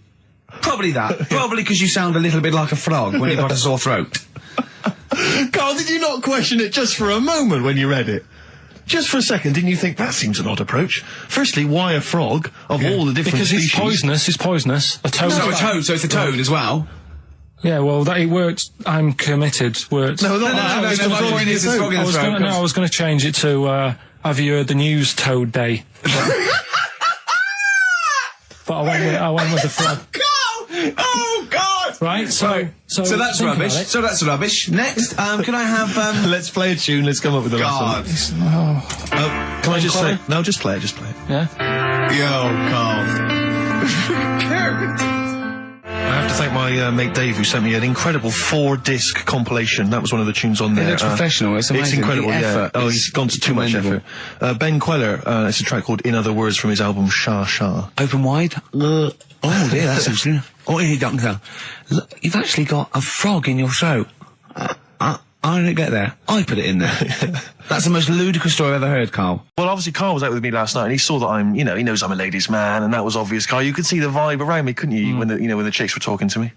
And just remembered recently, actually, I was on a train coming back from hometown Bristol, and I was on the train, and this girl walks on, good-looking girl. I thought, hey up, a largely empty carriage. I'm thinking, my luck's in, because I take every opportunity, Carl. That's the thing about me, I don't choose. She was a good-looking girl. She sat down. I thought she sat down right near me. I thought, brilliant.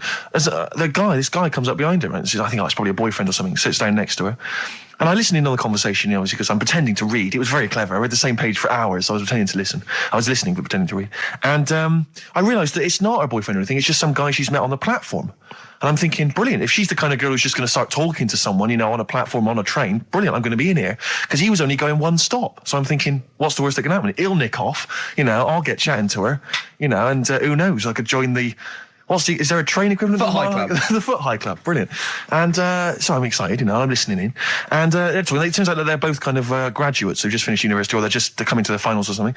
And they're chatting away, and he's making a couple of witticisms, and she's kind of tittering at his jokes. I'm thinking, well, I'll tell you this, if she's laughing at this kind of material, I am going to blow her away, with my kind of anecdotes and wry observations, It was weak stuff, I got to be honest. Really? He was coming out with nothing. He was running on empty, as far as I'm concerned. Yeah. And she was loving it. So I'm thinking, brilliant, I'm going to be right in here. And then they get moving on to higher brow things, and I think she was going to study kind of Marxism or something like that, or communism, something. And she was asking him, by way of conversation, she was asking him what he knew about Marxism, And he was fumbling for his vague knowledge of it that he had in his life. And I'm just sat there thinking, come on, love, in any given capitalist environment, the proletariat will revolt against their oppression by the bourgeoisie, and after a brief period of socialist rule, emerges a classist society governed by community cooperation. Well, if that sort of talk wouldn't get a woman hot, I don't know what you'd use then. If Marx and Engels is not going to get a woman sweaty down below, then nothing is. Then my name is You're not just Steve biding Watson. your time. Exactly. I'm just going to go in for the kill any minute. Yeah. So anyway, it comes to his stop. Right, he gets up. I'm thinking this is a piece of cake, and he gets off, and off he goes. He walks off, and I'm thinking brilliant. And I thought, I'll wait. I'll wait till the train's pulled away. I'm not going to leap in straight away. No. And he comes back along the carriage, and I'm thinking, hang on a minute. He goes, listen, do you mind if I give you my email address? Oh. Right, and if you want to get in touch, email me. I'm thinking, come on, you loser, get off now. Save your face, please, before it's too embarrassing. She accepts the email address because she obviously doesn't want to hurt his feelings, whatever. I'm thinking, fair enough. She's a good woman. I'm liking her. I'm loving her. I'm thinking that's my kind of girl. So anyway, he gets off. I'm sat there, the train pulls away. I'm thinking, I'll wait a few minutes, I'll just, give her some time. Her phone rings. It's her friend on the phone. And she starts saying it, and I was listening in, and she was going, just met a guy on the train. I'm thinking, that's true enough. She goes, he was a good-looking guy. I thought, you're having a laugh, love. To be honest. Because I was looking at him, and she said to her friend, he looks a bit like tennis player Boris Becker. I thought, you should be so lucky, frankly, because I saw him. He had awful facial hair, if that's what makes him look like Boris Becker. Terrible little goatee beard. It was laughable. I thought, I don't know. And then she goes to thing, and she's like, I met him, we got chatting and stuff, and she was going, it's not often that you meet someone, generally in life, who's, kind of thoughtful and intelligent and funny. I thought to myself, I'm not even going to waste my time with you, love. Frankly, if that's what you thought of him. You just walked away. And I'll be honest with you, I didn't even bother talking to her. No, you were just didn't even waste my time with her. If she thinks that bloke is not only great looking, but funny and intelligent, and she got on well, and he was polite, and it was a chance meeting, and he thought, and she thought that you were like a freaky looking dork who didn't even have the nerve to speak. That is what she thinks, then I don't want to know her. I couldn't. You walked away, and good luck to you. And I have my dignity intact. Yes, and she's nothing. Because I was in the Pirates of Penzance once in an amateur production. You used to like Whose Line Is It Anyway? I did. That was. Although I did watch it when it first came on Channel 4 about 15, 20 years ago. But we did the Pirates of Penzance when I was in an amateur dramatic society in Bristol, the Bristol Operatic Society, Light Operatic Society. I don't know why I was involved because I can't sing. My audition, I thought this is how desperate they were for blokes. I swear to God, I can't sing. You. Yeah, all right, calm down. And I went in and they said, "So what are you going to sing?" I went, "Well, I want to surprise you." They said, "Do you want a piano accompaniment?" I said, "No, I don't think so." I went to the back. I swear to God, I went to the back of the room and I just sang. Thumbelina, Thumbelina, tiny little thing. Thumbelina dance, Thumbelina sing. Thumbelina, what's the difference if you're very small? 'Cause when your heart is full of love, you're 6 feet tall. I just did that. And they just looked at me like I was the weirdest freak they'd ever had. Immediately put me in the chorus, because that was how desperate they were for blokes. We rehearsed it. I couldn't remember the lyrics. Thank God you were doing Thumbelina. Yeah. Oh, but I couldn't remember the lyrics. What was it for? Was it Gilbert Sullivan? It was the Pirates of Penzance. There weren't enough blokes, right? So that we had to double up. So some of the pirates had to double up as the policemen who were chasing the pirates. A little bit problematic in the scene when the policemen and the pirates have a fight. That was a little bit tricky. And the worst things, there's this sequence where like the daughters of the Major General all kind of like, oh beautiful, something like, oh beautiful little girls are we, la la la la la la la. And the women they must have all been over 40. I mean real kind of toothless crones creeping around in their 90s. Is it the sort of women that buy one of those sort of porcelain dolls from the TV and go, look, I've had a baby. It's not a real baby. It is a real baby. I'm going to stab you. Yeah. One of those. Exactly. It's the sort of women that you'd see maybe on TV's Bargain Hunt. You know, the kind of contestants you get on there. Those women who sort of, they're in Amdram and they think they've clung on to their looks, but they have never made it in the guy who was playing there's a guy who's supposed to be an 18-year-old prince, an 18-year-old pirate, the Pirate King. He must have been 40 years a day. He also directed the show, though, so he got to prance around in these thigh-high boots. Ludicrous. It was so embarrassing. It was shameful, really. I'd love to go to Amdram. Amdram is a whole other world. It's such an incredible place. Because there's so much backbiting and envy and... Really? Oh, it's incredible. I mean, it's worse than the real world of theatre and TV. It's unbelievable. Because the same old people get to do it every year because they can hold a note. Can we go along? You would absolutely adore it, Gervais. It is just film it, a secret camera. How's your aunt, anyway? How's your aunt, the one who farted for 5 minutes, Carl? Also got the U2... I've not been that well. What's up with her? The best chill out album ever. Is she alright? Yeah, she'll be alright. Yeah. Okay, guys, so that's the prizes up for grabs. So we were having two conversations there. I think we're a little bit too relaxed in this show. Sure. I mean, people tuning in will just think, do those three people know they're going out live? Or is that a conversation, like, between the records? It's... Do you know what I mean? It probably sounds like, the record is playing. We think the record's playing, we're just chatting. Oh, dear. What we got, Carl? What we got? Carl. One opportunity. Carl, come on. Oasis, Live Forever on XFM 104.9. Right, we're in the swing of things. It's mine and Steve's favourite bit of the whole show. This is what we do this show for now. Educating Ricky. Yeah. Go for it, Carl. As you said, learning can't be fun. Yeah. Yeah. Okay, I'll go for the one... What's the one about the butcher, going down the butcher shop? You've got get your kit on, we're off down the butcher's. Yeah. You going for that one? Yeah.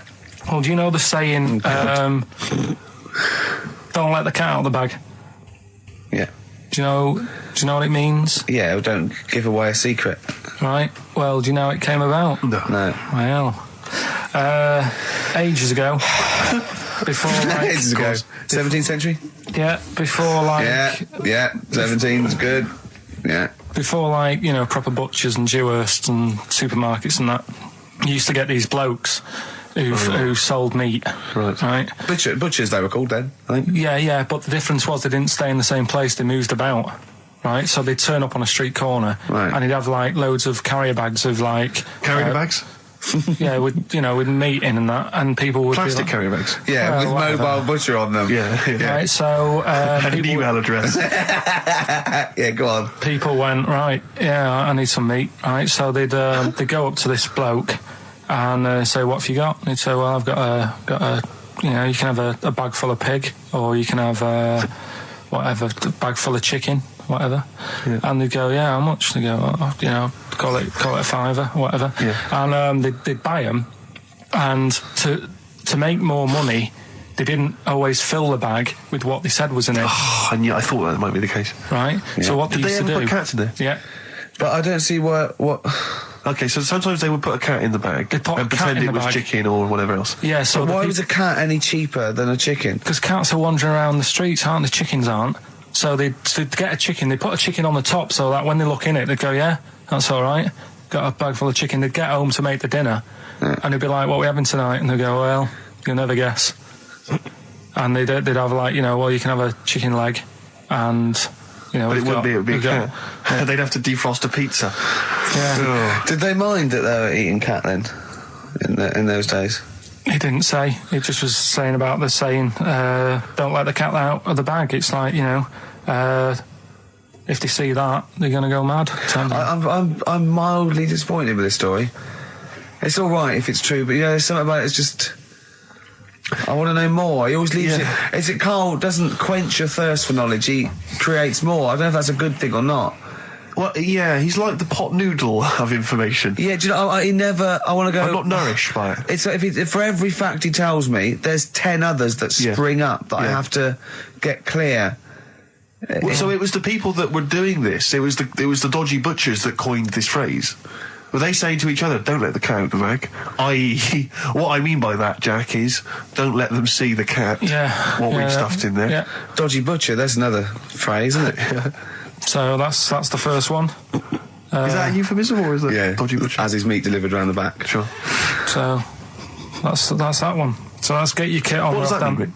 Did I tell you the time when the doctor said I was going to die? All right, keep talking. Right, ages ago, must have been about 15, right? And at lunchtime there was this. We used to have a choice of stuff to do at lunchtime, right?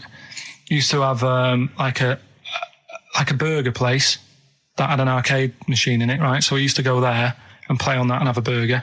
Or there was this baker's, right, that my mum worked at, and did great cakes and stuff, right? So she used to like bring some home and that, but she couldn't always bring them home every night because, you know, they'd cost money, and she used to get them for free. And they used to say they'd rather chuck them away than give them to the staff because there's a chance that the cream might be off. Right. Right, so they used to chuck them round the back. So I used to go around the back with my mate and eat a load. Brilliant. Scavenging, eating out of bins. No, it wasn't out of bins. They were still in trays, but they just stacked them up near the bins, right? So this got out. I mean, it used to be chocker. Once the school found out, everybody used to go there, and it'd be like, well, have a cake. The headmaster crawling through, fighting the kids off. Right, so I'd have, like, you know, you just eat, I don't know, 6 jam donuts or something, and then you'd spend your dinner money on the arcade machine. Brilliant. Right? So it was a good afternoon, really, right? So you'd do that, and this one day I must have had 6 or 7 jam donuts, a few Congress tarts. What's the Congress tart? I love them. I can't get them in London, right? So I'd have some of them. If anyone can get a Congress tart for Karl in London, please let him know. So anyway, this day, that was just a normal day. Do you know what I mean? You'd once, twice a week, you'd have a load of cake. In your life, yeah. Yeah, that's so normal anyway, day in your life. Were the frog boys there with the webbed hands and the big heads? And the horse in the settee? Yeah. But the day after one of these days, I had really bad cramp in my belly. Right? Okay. I was like in agony, could hardly walk. So I said to my mum, you could hardly stagger to the free cakes. So I was in absolute agony. I said, I don't like doctors, but you'll have to get a doctor in because I don't know what it is. I can't walk. She gets the doctor round. I won't say his name, but he said, well, doesn't look like he's got long left. Blimey. So I was a bit like, hang on a minute, I've only had a few cream donuts. Yeah. My mum was panicking. Sure. He went. My dad came in from work. She said, something's really bad with Karl. I think it's serious. You know, the doctor said he ain't got long left. So he said, what? He said that and just left. So she said, yeah. He said, I'll have to call him then. So he called him up, said, what's all this about? You know, Karl hasn't got long left. How long's he got? So he goes, I was only messing. He's just had some bad cream. Can you believe that? Well, the thing is, I like the fact your mum didn't ask any questions. I know. She didn't go into detail. Can you explain more, doctor? No, I got a shoe off. But she doesn't. I don't want to diss you or your family, but I imagine if I was there, I'd have known the doctor was joking. Yeah. That's all I'm saying. I mean, I sound very arrogant there, but I imagine he went, what's he been doing? Yeah, I had about 6 cream cones. Oh, right. Oh, wow. He hasn't got long to live then. I'll see you later. Yeah. That's what I think the doctor did. Yeah. I just like the idea your mum just let him go. Yeah. Terrified, thinking, well, I'm not going to probe him. He's that's it then. Dad comes in. Hi, honey, I'm home. Anything happened? The doctor said Karl's going to die and then left. Did he? I'll call him.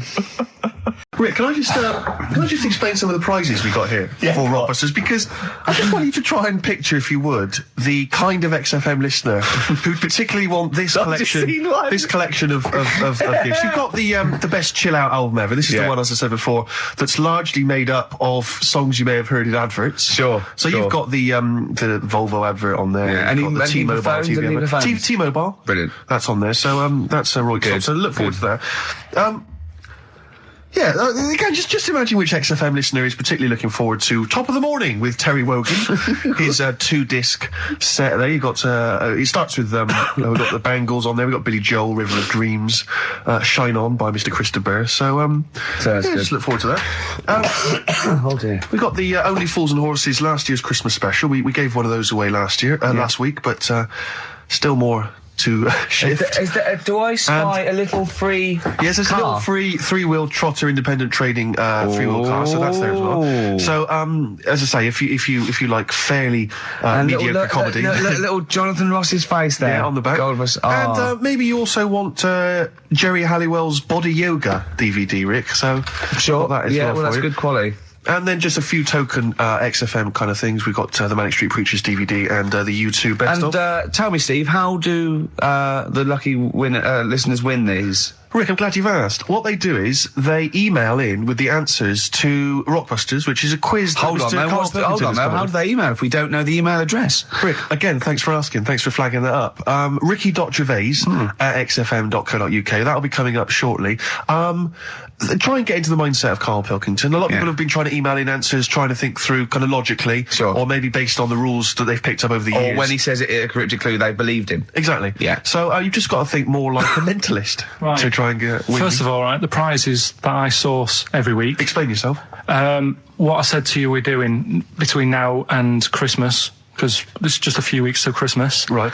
I thought I'd make up sort of family packs. Okay. That the winner can have something, say like there's a nice U2 album in there, right? So the winner might want to keep that, but they can get rid of the Jerry yoga thing. They can give Only Fools Nurses to Uncle. To the dad. To the dad, yeah. I think the mum would love the Terry Wogan. Yeah. The thing. yoga for your sister. Right. Yeah. And all that. So that's what you thought through, was it? Or was it that there was a load of junk in the office? Or did you scoop them up with 2 arms and it's as much you could carry down the corridor? Yeah. A little bit of that. But that's me workings on why you've got all that. Okay. Brilliant. That's excellent. That makes a lot of sense, yeah. That's coming up. Right. I'm committed to this treatment. Yeah.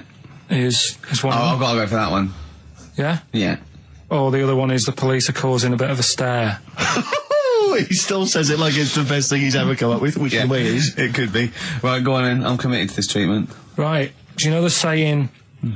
Is it just sayings now? Are they all sayings? No, they're not. Okay. No, the other one isn't. Frog in your throat? The saying, there's a frog in your throat? Yeah. I assume it's when you croak a little bit. You sound like a frog. No. Right. Might seem a bit weird, this one, right? But years ago... Oh, yeah. Sorry, well, what is that clue? Committed to this treatment? It's about frogs Kermitted.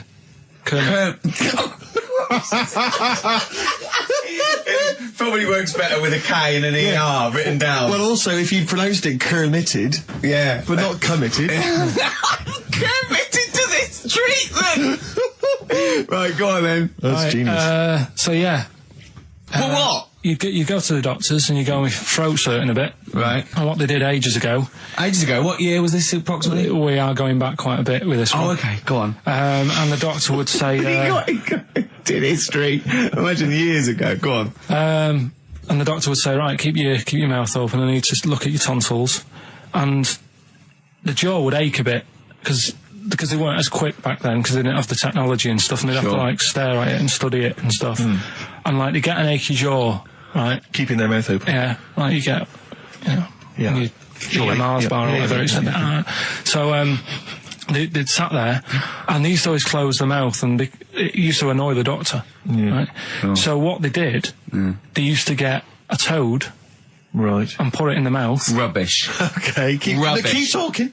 Keep talking. And that way they couldn't close the mouth because either they'd squash it, right, or apparently you're not allowed to lick a toad's back. So the doctor would have them for breaking the law? No, but it's poisonous, right? A toad's back. You should never lick a toad's back. Or put it in your mouth, really. Oh, just stop for a second. Wait. What? Can I just ask one question? Go on, Ask one question. I've got a few, but go on. Sure. My initial thought is, it sounds like a brilliant bit of sort of medical knowledge there. It's a great idea. Yeah. My only thought is, how does the doctor see past the toad at your tonsils? What's he actually looking at with the mouth open? Surely the toad is in the way. Hopping around in the way? It didn't say. Sorry, and my first question is, was this on the internet? Yeah. Yeah, okay. Carl, that is bollocks. That is... I mean... Well, alright then. Let's turn this round. Where does the saying, you got a frog in your throat come from? Probably because you sound a bit croaky. Probably that. Probably because you sound a little bit like a frog when you've got a sore throat. Carl, did you not question it just for a moment when you read it? Just for a second, didn't you think, that seems an odd approach? Firstly, why a frog of all the different species? Because it's poisonous. A toad. No, a toad, so it's a toad as well. Yeah, well, it worked. I'm committed. Worked. No, my point is it's frog in the throat. I was going to change it to, have you heard the news Toad Day? But I went with the frog. Oh, God! Right, so that's think rubbish. about it. So that's rubbish. Next, can I have, Let's play a tune. Let's come up with a God. Can I just say? No, just play it. Just play it. Yeah? Yo, Carl.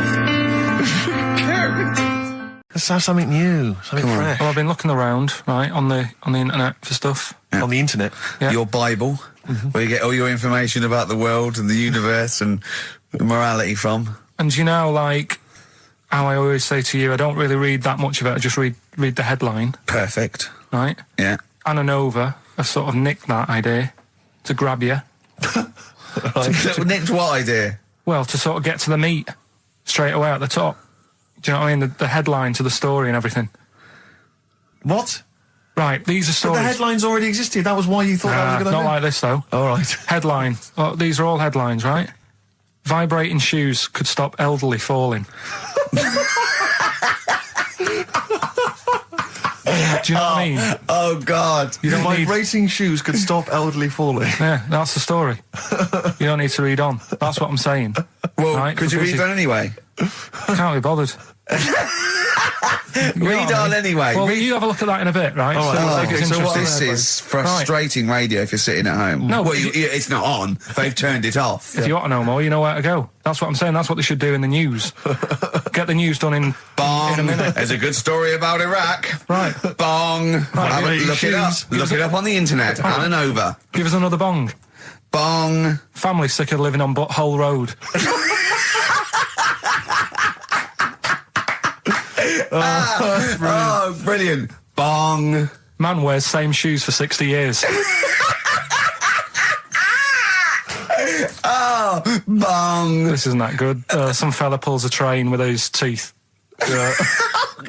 And in lighter news. I love that. General Donald, this one isn't very good. And the last one, man fails to break clothes pegs on face record.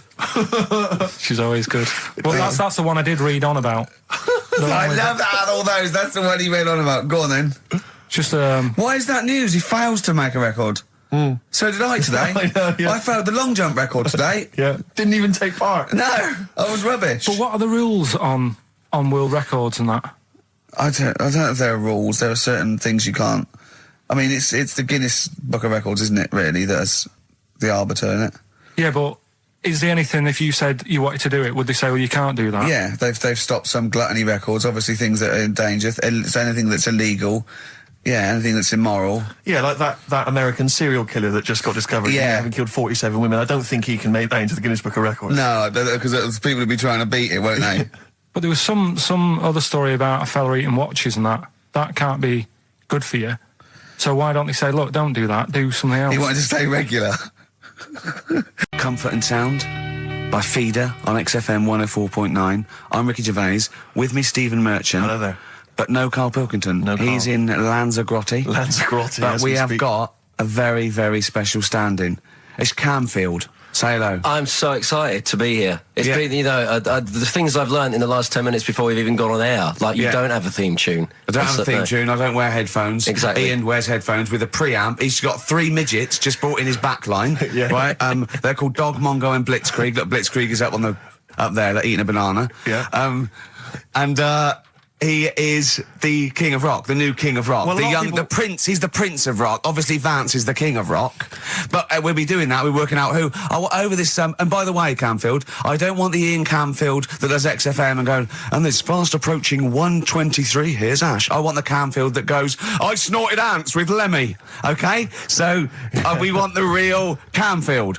All right. I bought in Metal Christmas, is that all right? Yeah. That's my only request from this show, that we do play Paul Di'Anno's version of Santa Claus is Coming to Town. The rest of That'll it's be over up to you. Yeah, we're going to play some Christmas tunes. We're going to play some, our favourite hits of the year. But mainly, this is the rock programme. This is the rock programme. What worries me, Rick, is there's a lot of people who listen to our show and they're not regular XFM listeners. They just kind of crawl They're out not of their regular morphine people. stupor on a Saturday afternoon, put the show on. So Yeah. they might not be familiar with Well, Ian's Ian work. Camfield is a young man. He's been in... He's about 14. He's been in radio... It's weird, he's 14, but he's been in radio for 15 and a half years.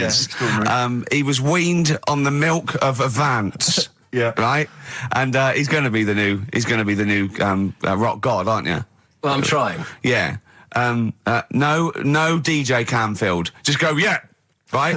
And over the 2 hours, I want to work out the 4 pillars of rock, right? I want 4 names, 4 pillars of rock, right?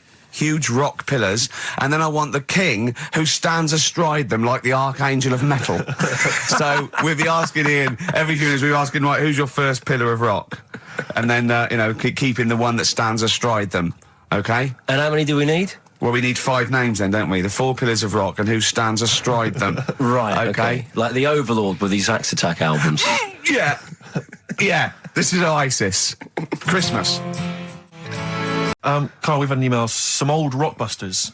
Someone's emailed in. They wonder if you can get some of your old Rockbusters clues, your old genuine Rockbusters clues. I know Rockbusters has come back. Well, of course he can. It's the way his brain works. Well, indeed. But I think you'll. Maybe you can also enjoy the challenge, Rick. Yeah. And you at home. Yeah, I remember them as well because I remember how angry they made me. Here's some old Rockbusters. That army's got some nice trenches. DW. That army's got some nice trenches. DW. No. Dandy Warhols. That one works. It's not bad, is it? That's why I didn't get that one, because it worked. Yeah. Yeah. Okay. She's only got 1 sticker left. It was actually he's only got 1 sticker left. Oh, okay. He's only got 1 sticker left. The band His Last Sticker. Exactly. With Justine Fishman, yeah, His Last Sticker. Yeah. They were brilliant, weren't they? What happened to His Last Sticker? Are they still going? He'll strap some chocolate to your feet. That's A. A band or artist. A. He'll strap some chocolate to your feet. Go on. Aerosmith. I don't know really what that means, but... And finally, you'll have to... Aero Cobbler. Well, yeah. The well-known Aero Cobbler. And you'll have to stick her in the oven. AB. You'll have to stick her in the oven. See, he thinks blacksmith means, like, just shoes. Like, it's not the smith. It's the smith part. A smith is just a right, isn't it? So it doesn't... I don't know... Aerosmith. What does that mean, Carl? What does that mean? Come on, you'll have to stick her in the oven. AB. Yeah, I know that one. Yeah? Yeah. What is it? But it doesn't work. Apparently it does. You'll have to stick her in the oven. AB. Single or artist? What, Anita Baker? Anita Baker. Why you have to stick her in the oven? Anita Baker. Oh, I need to. But why didn't you say, like, you'll have to get his hair cut and put a nice white chef's hat on? That's Anita Baker. See, that works. That works, Carl. I need to bake her. Doesn't work. It is shite. Okay, well, listen. Before you judge, listen to today's Rockbusters. Okay. They're here with us now. Here's Karl Pilkington. Brought it back just for Christmas. Brilliant. I've only got 2 really. What? Because I was trying to work one out before, right, in my little room. Yeah. I was looking at different band names, thinking, what can I do? Yeah. Couldn't concentrate because Ricky was in there trying to spray deodorant all over the place. Right? Well, you should have done them yesterday. You should have shut me out. Right. So there's just 2. Brilliant. Well, Okay. I've kind of got an idea for the third one. fine, I'll yeah. have a go. Yeah. Right, so anyway, the first one... Should we play a record and come back to this? Cause We'll it's do been it quickly, we'll do it quickly. No, play a record. This is then. rubbish. Yeah. Rubbish. Libertines. Useless. Give me the gifts. Let me have a look what prizes you've got. Libertines, Don't Look Back Into the Sun on XFM. Well, the general public are getting involved with Carl's holiday, and, I mean, this has been a damning report on Lanzarote. There's not been a positive word written about Lanzarote so far. Wow. It's volcanic, there's no natural water supply. Apparently there's no natural water supply. It's You all have to sit in a imported. hole. What do you think of this, Carl? What do you think of the people that want you to know that you're going to a rubbish place when you can't change it? What do you think of that? Rubbish though, will it? What do you mean? Be all right. What do you mean it'll be right? Because I'm going to go there thinking, oh, there's no water and that, and there will be water. No, they didn't say there's no water. What did they say then? There's no natural water supply. Whatever. I'm not bothered. Doesn't bother me. All right. I'm going to have a good time and that. What are you going to do? What's your plan to do? Got a book. What book you got? Rich Hall book. I'm just going to read that. So, Brilliant. And the weather's better than here, isn't it? Yeah. So... gonna have a good time. Someone emailed just now. They said they're listening online and there's a problem with their computer and everything's sped up. The music's sped up. Our voices, Rick, are sped up, except Carl's. That's how slow he speaks. So when everything's sped up, he sounds a normal.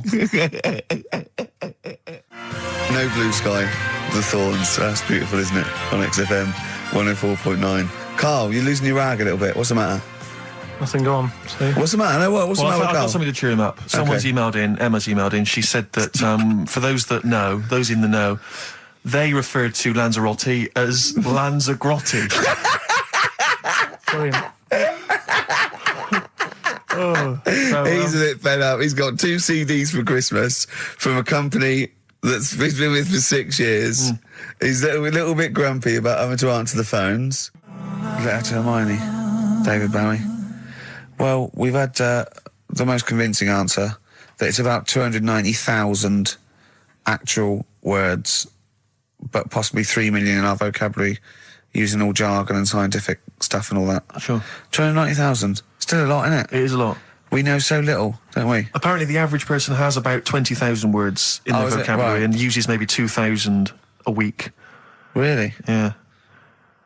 Carl, obviously, slightly bringing that average down. Carl, what do you think of that? Single figures. Doesn't matter, get by. Why have you got to use longer words messing about and that? Told you. That word about old, anti-dipuian or something. Just say old. That's a bit old, isn't it? That's a bit anti-dipuian and that. What's the point? Yeah. Get to the point. Sure. Busy.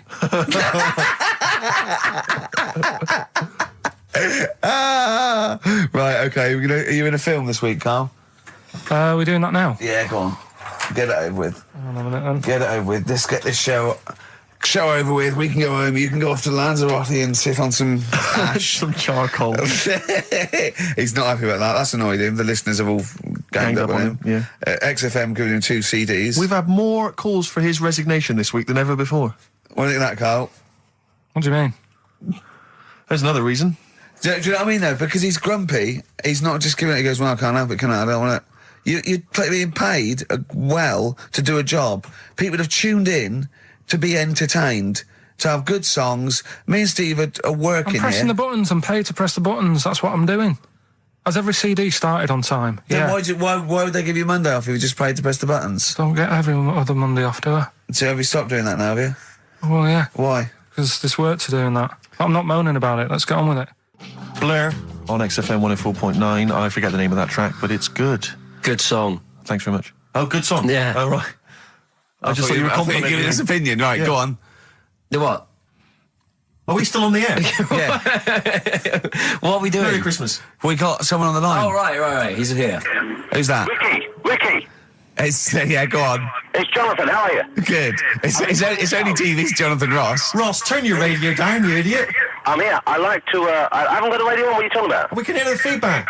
Well, I haven't got it, it's not my fault, it's your incompetent radio station. And also, didn't you hear we said don't call in, we don't want to speak to the listeners? I'm I'm not a listener, I'm a visitor to your shores, I'm special, you know that full well. I know you're special, right. Yeah, exactly. What have you got a name for the band? Yeah, you ready? Yeah.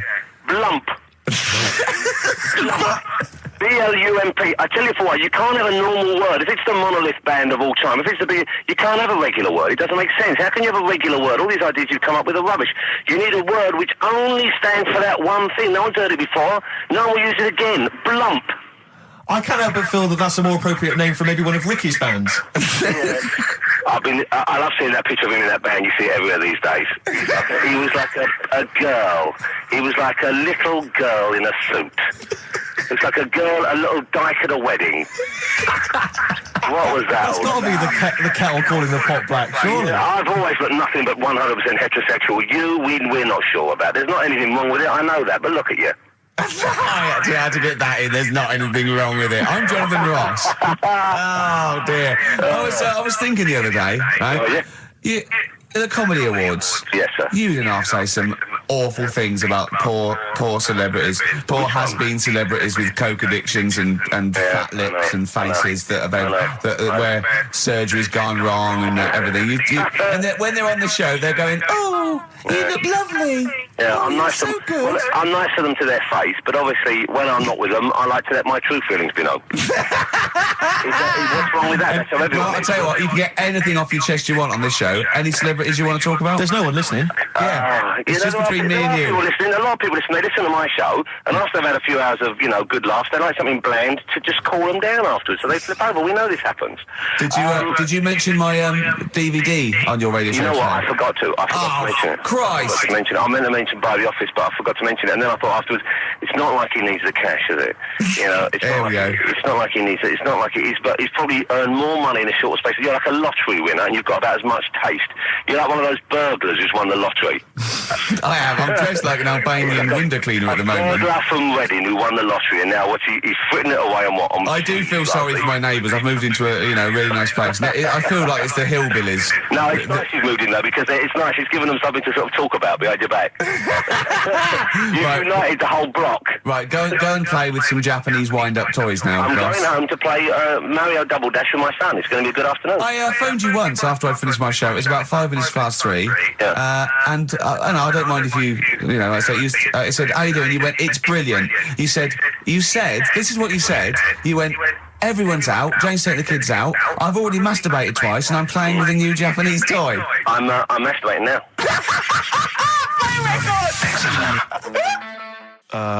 Kings of Leon, Wasted Time on XFM 104.9. Sorry, I was sidetracked there by just some of the band names. Now listen, I want to put in 2 of my own. I want to win that pile of tat out there. Right? I've got 2 names here. Okay. We should just remind people in case they've just tuned in.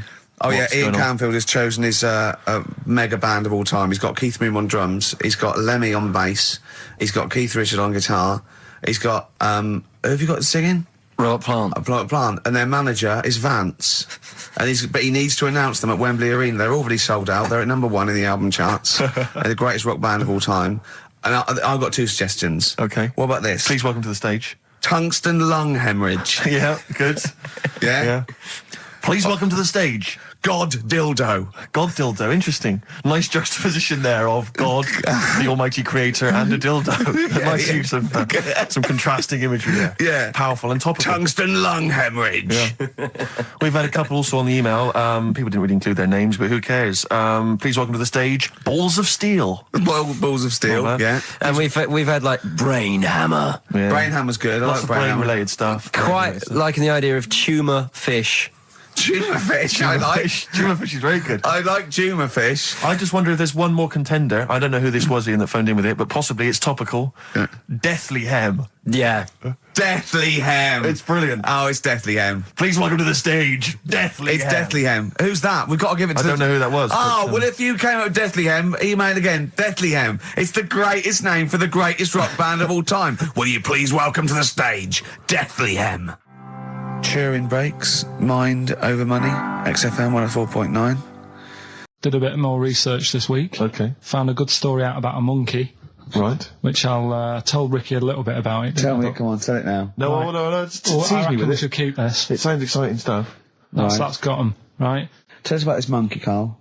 You're going to love this one, Steve, Go right? So last week we were talking about how, like, a lad left his family because there was problems at home and that. He went and lived in the wood. He got airy. Right? No. Leave it there, Rick. We haven't got time to go into Right, it. so... That's what happened. And that's what happened. He lived with the monkeys. He went airy. That's what happened. Looked into some other stuff about, like, airy kids and all that.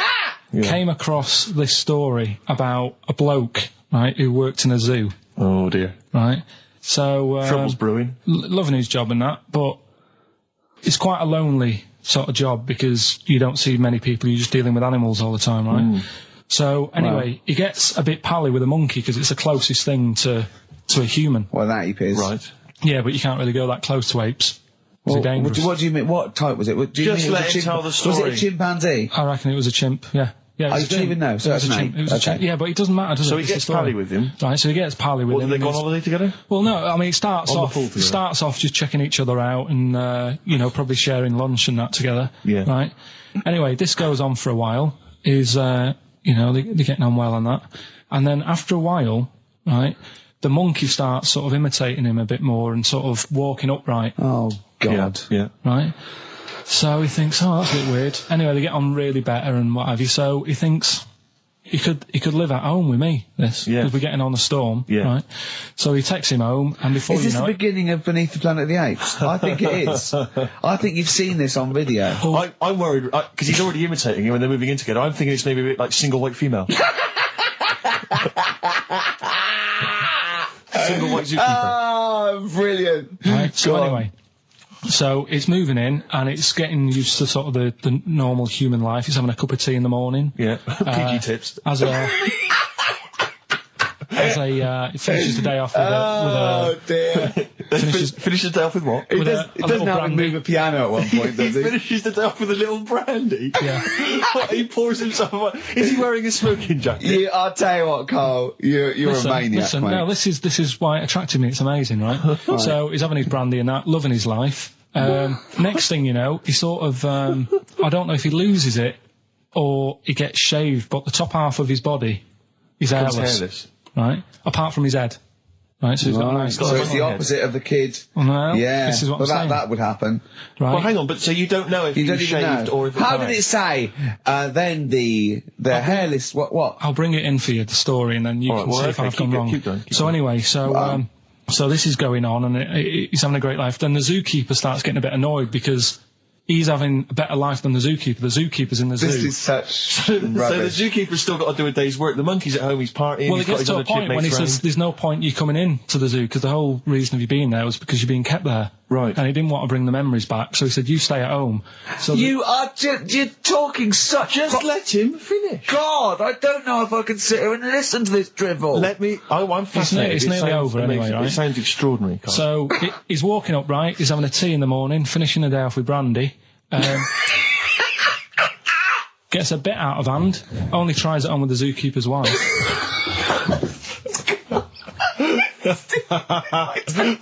Make him go away, Steve. How does he do that? Well, because he's around humans a lot, he becomes a bit of a charmer. And, but what is it that he could do to seduce her? Pick fleas out of her? He didn't say. He was built. Yeah, he was well done. So what about that? What do you mean, what about it, Carl? It's obviously not true. It's obviously not true. This wasn't on the internet. This was in a book. So it's not a quick joke and just put it on a website. This is in a book. I don't understand how... I love that he becomes a charmer. Anyway, bit of monkey news. That's been sent in. Right. Gareth in Catford. Right. Good work, Gareth. Basically, it's about this monkey. Oh, yeah. In the jungle. Yeah. It's got a gig at an hairdresser's. What are you talking about? What are you talking about? It's got itself a nice little job going in an hairdresser's. As what? It gets people sitting down. And what it does before the people have their hair cut, that it sort of sits there and it goes through people's hair, makes sure it's clean, and people are loving it. Right, so it's a pet monkey. It's nothing to do with it getting a gig in an hairdresser's. It's a pet monkey. It's not working at Monkey and Guy. Yeah. No, seriously, it's in there. I think it might have started off as a job and then... So what does it say? It says junior £15, stylist £35, and monkey £63. So I didn't quite follow. It's in the jungle. It was wandering about. Right. Maybe it did start But it looks good, its hair looks good. Someone thought, hang on. But never, ever, you see, people make that mistake with hairdressers anyway. I always say, well, if the hairdresser's got a good haircut, go to where he's going. So, can we just go back to monkey news for a second? So anyway, that's why, yeah. I didn't quite follow why he's still his salon is in the jungle, or where is it? No, he was doing what he does in the jungle, right? Right. He's walking about, he wanders into the hairdressers. Yeah. Maybe they didn't have him on, like, as a job straight away. He was just there. People said, this is nice. He's sat there picking the knits. Carl, I don't know where to start. Then it's just it's the embellishment. You don't walk in. He walks from a jungle to an hairdresser's. I mean, you're an idiot. You really are. I'd love to see you try and get a job in an hairdresser. If there was another monkey up for it, you'd never get a job. So he was good at that. People said this is relaxing. Apparently, he had really nice hands, soothing, right, on people's heads. They said, let's put him on the payroll. Let's put him on the payroll. What do you mean? No, I'll give you that. Okay, this is the news item, is it? Customers are queuing up to have their hair done at a salon in the jungle by a monkey. Judy, a pigtailed macaque, has a reputation as the best exterminator of head lice in Con-Cane. She is so good, some customers fall asleep under her gentle touch. Regular Amporon Chekema said, Judy's hands are so soft and gentle, I really feel I can relax. But you know that is doing what it does naturally. It's looking for, like, salt and stuff in the hair. Yeah. And nits. It's not on the payroll. It doesn't complain about when it gets deducted at national insurance. It's not part of the union. Yeah. Do you know what I mean?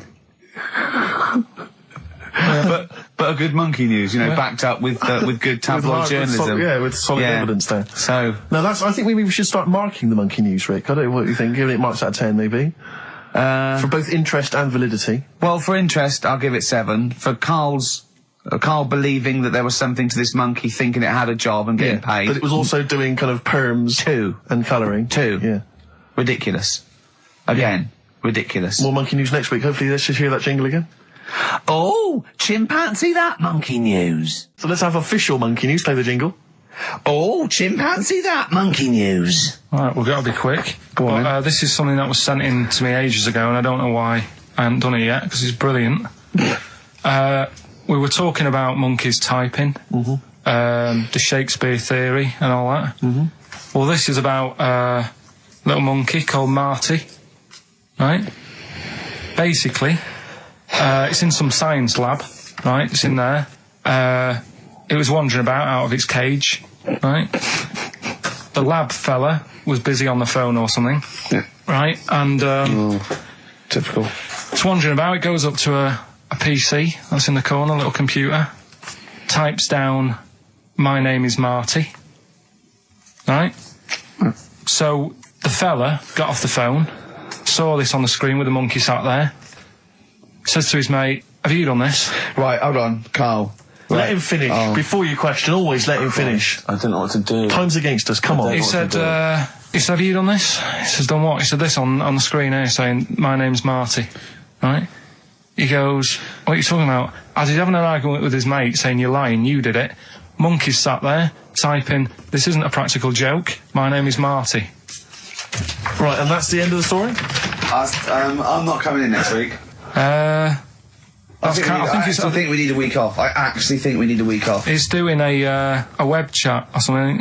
You can go online and have a chat with it. The monkey's doing a web chat? I don't know. Has he got his own website yet? His favourite Buffy the Vampire Slayer? Have a look at that. Right. Do you believe that, Carl? It's all there. No, but do you believe it? Do you believe that monkey could type that and then say this is not a practical joke when he's still arguing? Weird, isn't it?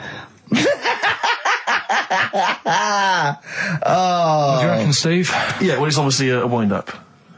It's a joke. It's not even... You haven't even got some of the facts wrong. It's just a wind-up. Have you noticed the date? Is it April the 1st? It is April the 1st. You are joking. That it was sent. You're an idiot, Carl. It was sent on April the 1st, Carl. So you're saying the monkey knows it's April the 1st, but you don't believe... doing a wind-up, yes. Yeah, I think the monkey has thought, I'll do it on April the 1st so that people think that it's a wind-up. In actual fact, I am a monkey that can type and read. Right then. One more fact from this book for you, Carl. Apparently, officially, the Second World War is not over. It's not actually over because there's never been an official treaty signed between Germany and Russia. So it's still going on. Interesting or not? Not as good as the monkey one and the woman who eats dirt. And the Peter the Great and that. Sure. But, yeah, it is over, isn't it? Isn't it, though? That's what I mean about you annoying me with stuff that you go, oh, that's interesting. I don't think that is interesting. Okay. There was, what was it I learnt? What was it I learned? Think of that as a question. Well, we're all trying to figure that out. Yeah, go on. Leonardo, DiCaprio? The painter. Da Vinci. He could write with one hand, draw with the other at the same time. Right. Yeah, that's good. It's alright. That's interesting, isn't it? Yeah, it's alright. Well, if you have an interesting fact for Karl Pilkington that you think he might be intrigued by, email ricky.gervais@xfm.co.uk. What have we got coming up? More education stuff. Some good tunes and that. Yeah. Of course. Oh, I can't. Well, I'm sickened. I'm sickened because everybody knows that Gervais, and yet he's come out and he's spouted rubbish. Oh, I'm just. Oh. He thinks it's a good show. Oh, God, I'm disappointed. Oh, I'm so angry. He likes the show. I'm so angry because everybody thinks I'm an imbecile. Well, yeah. Well, fair enough. Yeah. No, because I was going to mention a couple, because I came up with a couple of my own TV shows. Go on, yeah, so I've you. Have you come up with your own? Yeah. Have you talked about this in the past? Well, yeah. Oh, yeah. You know, like when they have a cliche in the title, and that's the... like the best one we come up with. Like a touch of frost, and it's his name. I know, I love it. Yeah. But my favourite, this is one I came up with, right? It was called Lady of the Night. right? But that's night spelled K-N-I-G-H-T, right? Yeah. And what is clever about it is, what it is there's a knight, right, a knight of the realm, okay, but it's set about sort of 1870 or something, sort of Sherlock Holmes era, that sort of thing. And he's a knight of the realm, you know, was it Sir Johnson or whatever? And he's a knight, whatever. But he doubles up as a private investigator, right? Yeah. And he's got working for him a prostitute, right, who's also a private investigator. Yeah. And it's called Lady of the Night, you see, and it's double meaning because it's a pun. Because she's a lady of the night, and she's a lady of the night. It's a night. It's fantastic. Brilliant. And they go around, but seriously, they go around investigating like crimes, sort of Whitechapel and stuff.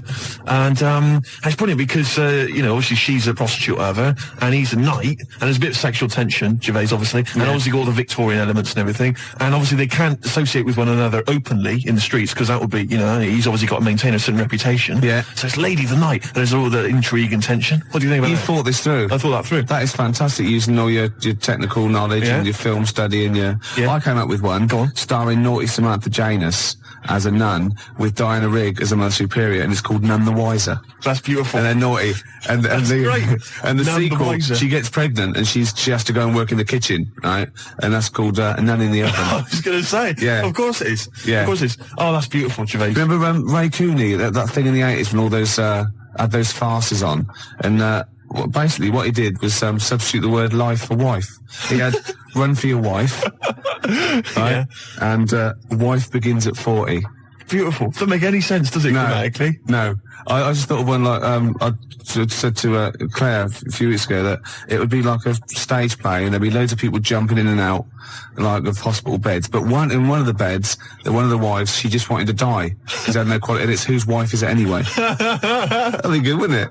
That's nice. Yeah, Brian Ricks. Oh, that'd be beautiful. I love that. Touch of Frost. It's so clever. And the other one is, loads of lawyers with their wives jumping in and out of bed with just underpants on taking drugs, and it's This Wife. That's beautiful. Yeah, that's great. That's a nice touch. So let's have some competitions then. But you know, I've got a whole game show as well, which I could mention. Go on. Do you want me to mention it? Well, should we play? I used to write when I was at school. Oh yeah.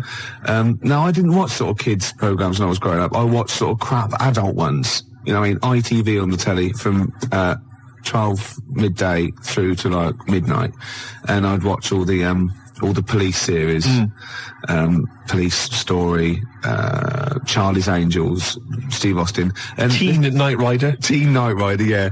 And I wrote this essay at school, and I just couldn't stop, and I started serialising it. And every time I just kept writing, I was sort of like, you know, people were reading it at school, and it was about a cop, a New York cop, who was as hard as, you know what I mean? Yeah.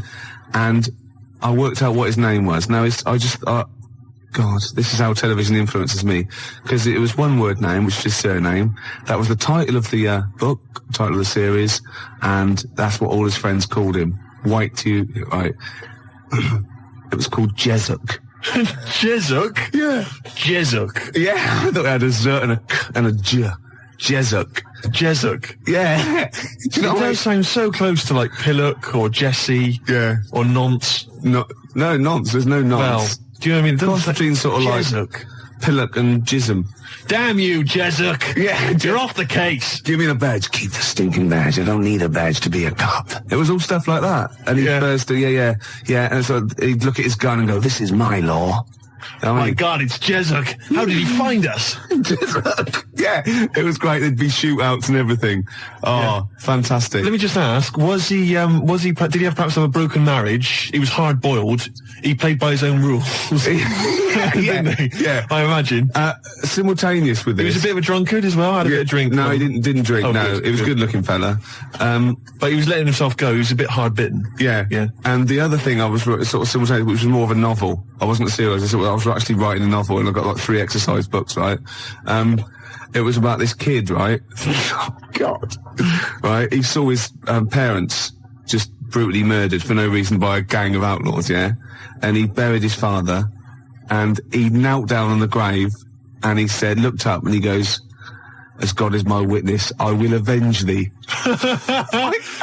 And then he sort of went to the the store, and he got loads of bullets, and he practiced, and he was the fastest guy. He was only about 16. Yeah. His name was Jody Barnes. Jody Barnes is all right. Yeah. Yeah, good, Imagine, isn't it? that's nice. Yeah. Oh, fantastic. Have you still got any of those exercise books? I hope not. That would be the incredible. teachers used to sort of like, I must have gone, yeah, it's good. I must have passing around the, he's done another one. Gervais has written another episode of Jezuk. Yeah. But I say, seriously, if you brought one of those in and read it out, I'd be entranced. Imagine it. Seriously, that'd be great. Do you think The your mum ramblings might... of a twisted 14-year-old brain that only ever watched ITV cop shows. Do you think your mum might still have some copies of Jezuk? No. Was it like sort of, the initial one was like Jezuk, then it was like Jezuk abroad, Jezuk in Paris, Jezuk on safari. Yeah. Here comes Jezuk. My mum... Return of Jezuk. I liked that Jezuk. He's a proper man. Yeah. He's not like you. But Mum, I invented Jezuk. You're a Nazi. You couldn't be like Jezuk. He's in my mind. Return of Jezuk. Here comes Jezuk, son of Jezuk. Oh, it's fantastic. What if Jezuk met Jodie Barnes? They'd get on. They'd have no quarrels. They could team up. Oh, it'd be fantastic. After the break, a little bit of Lars. Teen Jezuk. Like, follow me in the van. And he was like a northerner like you, and he was giving it all the, all right, yeah, you know. I tell my girlfriend's a DJ, she's got some of these speakers, they're fantastic, da-da-da, and he's giving me this. And then my mind starts working. Now that I've got a bit of time to think, I'm thinking, wait a minute, this all sounds a bit dodgy. Yeah. It dawned on me, Rick. You know, Paul, are you? You're streetwise. Exactly. You're streetwise, Steve. Not only that, I was thinking, how am I going to get them home? I've got to drop the car off at the BBC. How am I going to get these huge speakers back to where I live? And how can I pay for them? Because I've just spent £100 on Find the Lady with a couple of blokes in the square. It seemed like a fair game. Some of his friends were winning. But so I explained to him, I said, I can't get them back to like Brixton where I was living at the time. He went, don't worry, give us an extra 20 quid, we'll take them home for you. Oh, that's good. Deliberate. They do a whole service, you see. And there's also a backup guarantee. Did they have the guarantee, the 3-month guarantee? They didn't. No. But so I said, I'm not sure about that. He went, well, why don't you put them in a cab, send them back, and your housemates can collect it. I was like, oh, no, there'd be no one in. And I was beginning to sort of get a bit conscious of like, maybe this was a bit of a scam after all. So I pulled into like a little side road. I said, I'm not sure I'm into this now, actually. He went, what are you talking about? It's 200 quid for pair of speakers. It's a bargain. You never get a bargain like this, mate. I'm going, not too sure, actually. I don't think I want them. He went, 150 quid, mate. 150 quid. I went, no. He's 100 quid now to you. And I'm thinking, wait a minute, this doesn't sound like the kind of work that Dixons would be doing. Dixons don't do that when I go in. This is it. Dixons never negotiate in that way. When I go there, look around and I leave, they go, where are you going? I go, I go, no, we'll have anything then. Have anything for a quid. I stopped the car and the white van pulled up behind me with his mates in. Sure. And I said, can you get them out? I'm not interested. And he went, 100 quid, mate. Oh, and he was just going, you tosser. You obviously want some speakers. And he was having a go at me. So I was carrying the speakers out and putting them back in the white van. And he was just shouting at me. He was going, 70 quid, mate. I was like, 70 quid from 200. This is ludicrous. You realise that wasn't Dixon's policy then. Exactly. They don't usually shout you tosser as you leave the shop and walk down Camden High Street. They're not usually shouting you tosser. You should have took the offer of like the monthly payments they've got on at the moment. So eventually I put them in there and I sort of knocked the deal on the head and I got back in my car and they were in theirs and I just looked in the rearview mirror and they were punching the dashboard like with aggression and venom like we let that deal slip through our fingers. And I've never been so terrified in my life. I just sat there and I was just thinking, oh my God, all I was thinking now is what if I go back to the BBC and they go, we've had a call from the police, the man at the garage, he saw you doing a dodgy deal. I love it. Yeah. Well, what you do is you put the hire car in a drain in your front garden and then go in and out of the toilet just pouring bleach down or Ajax and they never know. Have you told... I was once playing music at a scout jamboree. Yeah. When I was about 17, Big 16, gig, 17. Big gig. There was 1,000 scouts there. Yeah. Right. Yeah. And I'll tell you this, we were playing on stuff, they were loving it, they were dancing, it was in a big marquee. Right. I slapped on Smells Like Teen Spirit. Yeah. Right. They went mad. They went mad for it. They were moshing, they were climbing up the poles. The organisers were going, switch that off. Right. They're going crazy. And I was there going, no, that's what they like. I'm going to do it. And it was like Footloose. It was unbelievable. It was just like Footloose. Then I came in with Rage Against the Machine, Killing in the Name of. The place went wild. Yeah. And they were trying to get me off the decks. It was like Bill Grundy interviewing the Sex Pistols. And then when the head of the had you killed, exactly. Like there was some sort of mafia thing, and it was all hushed up. That the scouts went there one night with all candles, and they stood by a grave, and that was the end of the film. It was a film, I assume. This genuinely happened. I assume this didn't really happen. Yes, it did. I swear to God, I was playing Smells Like Teen Spirit, and it went wild, and the organisers were going, switch that off. They're going crazy, and I was going, no, it's what they want. Can I say something? It was brilliant. That to me, I've known you for about 4 years, and I've heard all these things. That must be the highlight of your life. Unbelievably so, yeah. You've never had anything that good or exciting since, have you? One day I hope to sleep with a lady, and hopefully it'll slide into second place. Comfort and sound. by Feeder on XFM 104.9. I'm Ricky Gervais. With me, Stephen Merchant. Hello there. But no Karl Pilkington. No He's Karl. in Lanzarote. Lanzarote, But as we we have speak. got a very, very special stand-in. It's Camfield. Say hello. I'm so excited to be here. It's been, you know, the things I've learned in the last 10 minutes before we've even gone on air. Like, you don't have a theme tune. I don't have a theme tune. I don't wear headphones. Exactly. Ian wears headphones with a preamp. He's got 3 midgets just brought in his back line. Right? They're called Dog, Mongo and Blitzkrieg. Look, Blitzkrieg is up there, they're eating a banana. Yeah. He is the king of rock, the new king of rock. Well, the prince, he's the prince of rock. Obviously, Vance is the king of rock. But we'll be doing that, we're working out who. Over this, and by the way, Camfield, I don't want the Ian Camfield that does XFM and going, and this fast approaching 123, here's Ash. I want the Camfield that goes, I snorted ants with Lemmy. Okay? So, we want the real Camfield. All right. I bought in Metal Christmas, is that all right? That's my only request from this show, that we do play Paul Di'Anno's version of Santa Claus is Coming to Town. The rest of it's over to you. Yeah, we're going to play some Christmas tunes. We're going to play some, our favourite hits of the year. But mainly, this is the rock programme. This is the rock programme. What worries me, Rick, is there's a lot of people who listen to our show and they're not regular XFM listeners. They just kind of crawl They're out not of their regular morphine people. stupid on a Saturday afternoon, put the show on. So they might not be familiar with Ian work. Canfield is a young man. He's been in. He's about 14. He's been in radio. It's weird. He's 14, but he's been in radio for 15 and a half years.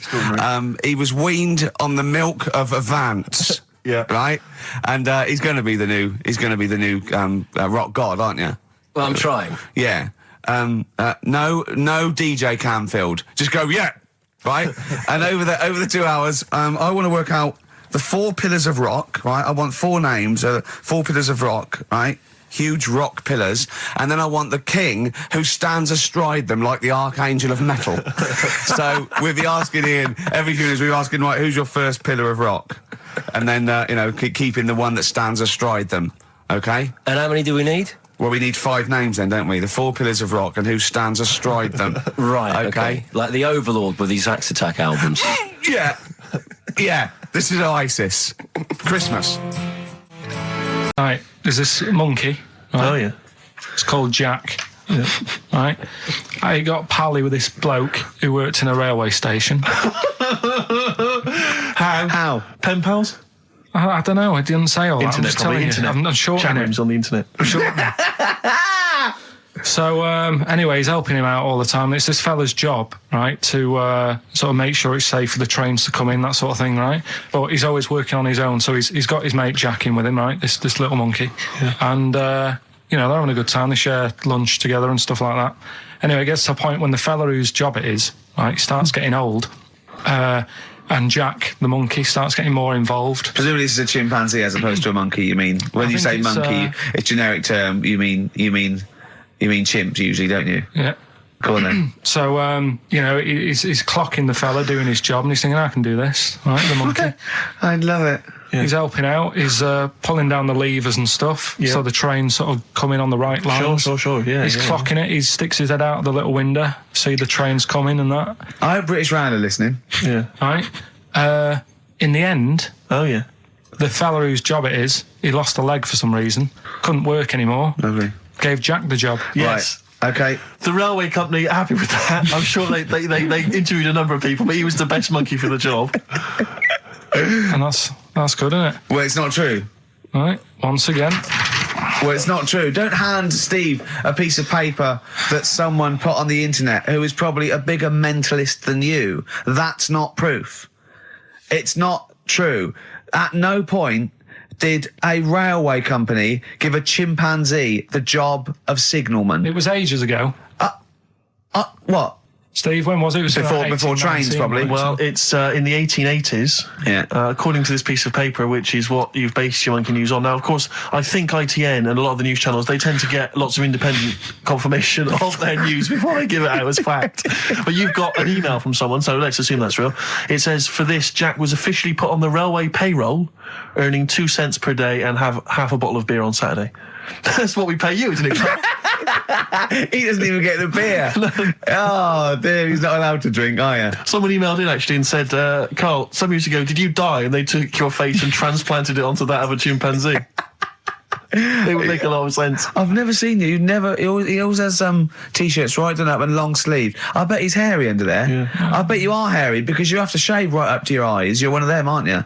And I can see the growth, and it comes out the top there. Are you really hairy underneath? I'm pretty hairy. Are you really? Well, what's up with that? You're a humanzee, aren't you? That's why you're fascinated with them, and why your IQ is sort of about 80. I think you might be. I don't mean there was any. I think it was a genetic sort of throwback. Well, you're pretty hairy. Look at your arms. What? Just look, give me that banana and shut up. So 3 stories. Don't rub it too hard; you'll get a rasher. Enough is anus. And we'll have that one then. That one. Yeah. Right. Well, do you believe in palm reading and stuff? No. Yes. Sorry, yes. Yep. Yeah, of course. Sorry, I forgot. Yes, of course we do. Mm-hmm. Right, well, there's a fella who, he used to do palm reading. Oh, yeah. But a lot of people, he found that when he went up to him in the street and said, do you want your palm reading? He was like, a lot of them were like, I'm a bit ashamed of my nails and stuff. They're a labourer or they're a cleaner or something like that. I know a lot of labourers are slightly embarrassed by their nails. Yeah. No, but... Yeah. So if you look at my bloody hands, Reg. Well... That's that hod carrying. Did I ever tell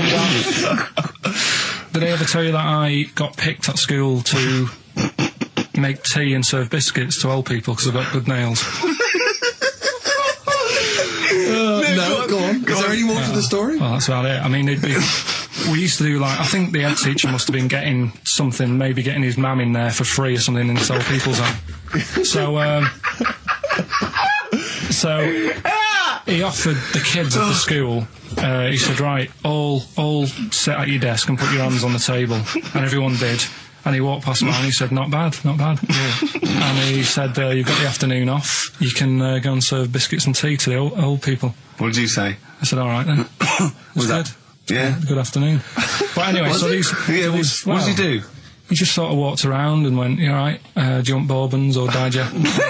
I bet you'd get on with old people, wouldn't you? I'd love to see... Maybe especially the senile ones. Yeah.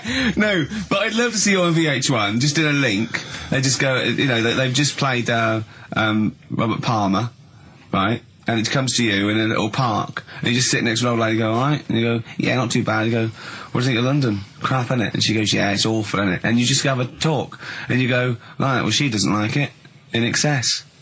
Yeah. That's what I'd like to see. I still think my idea is better, but... So what are you going for then? Oh, you've picked one, haven't you? Yeah, so this fella... So there's palmists going around the streets... Yeah, he's going round... randomly trying to give palm readings. They're losing money, hand over fist. Yeah. Right. So they said he's what he's done. He's reading people's bottoms now. Sorry, whoa. You just I didn't quite follow that. He was a palm reader. That wasn't making money. So now he's going up to people in the street and saying, "Can I see your arse?" Basically, yeah. So from being a palmist to an arsonist.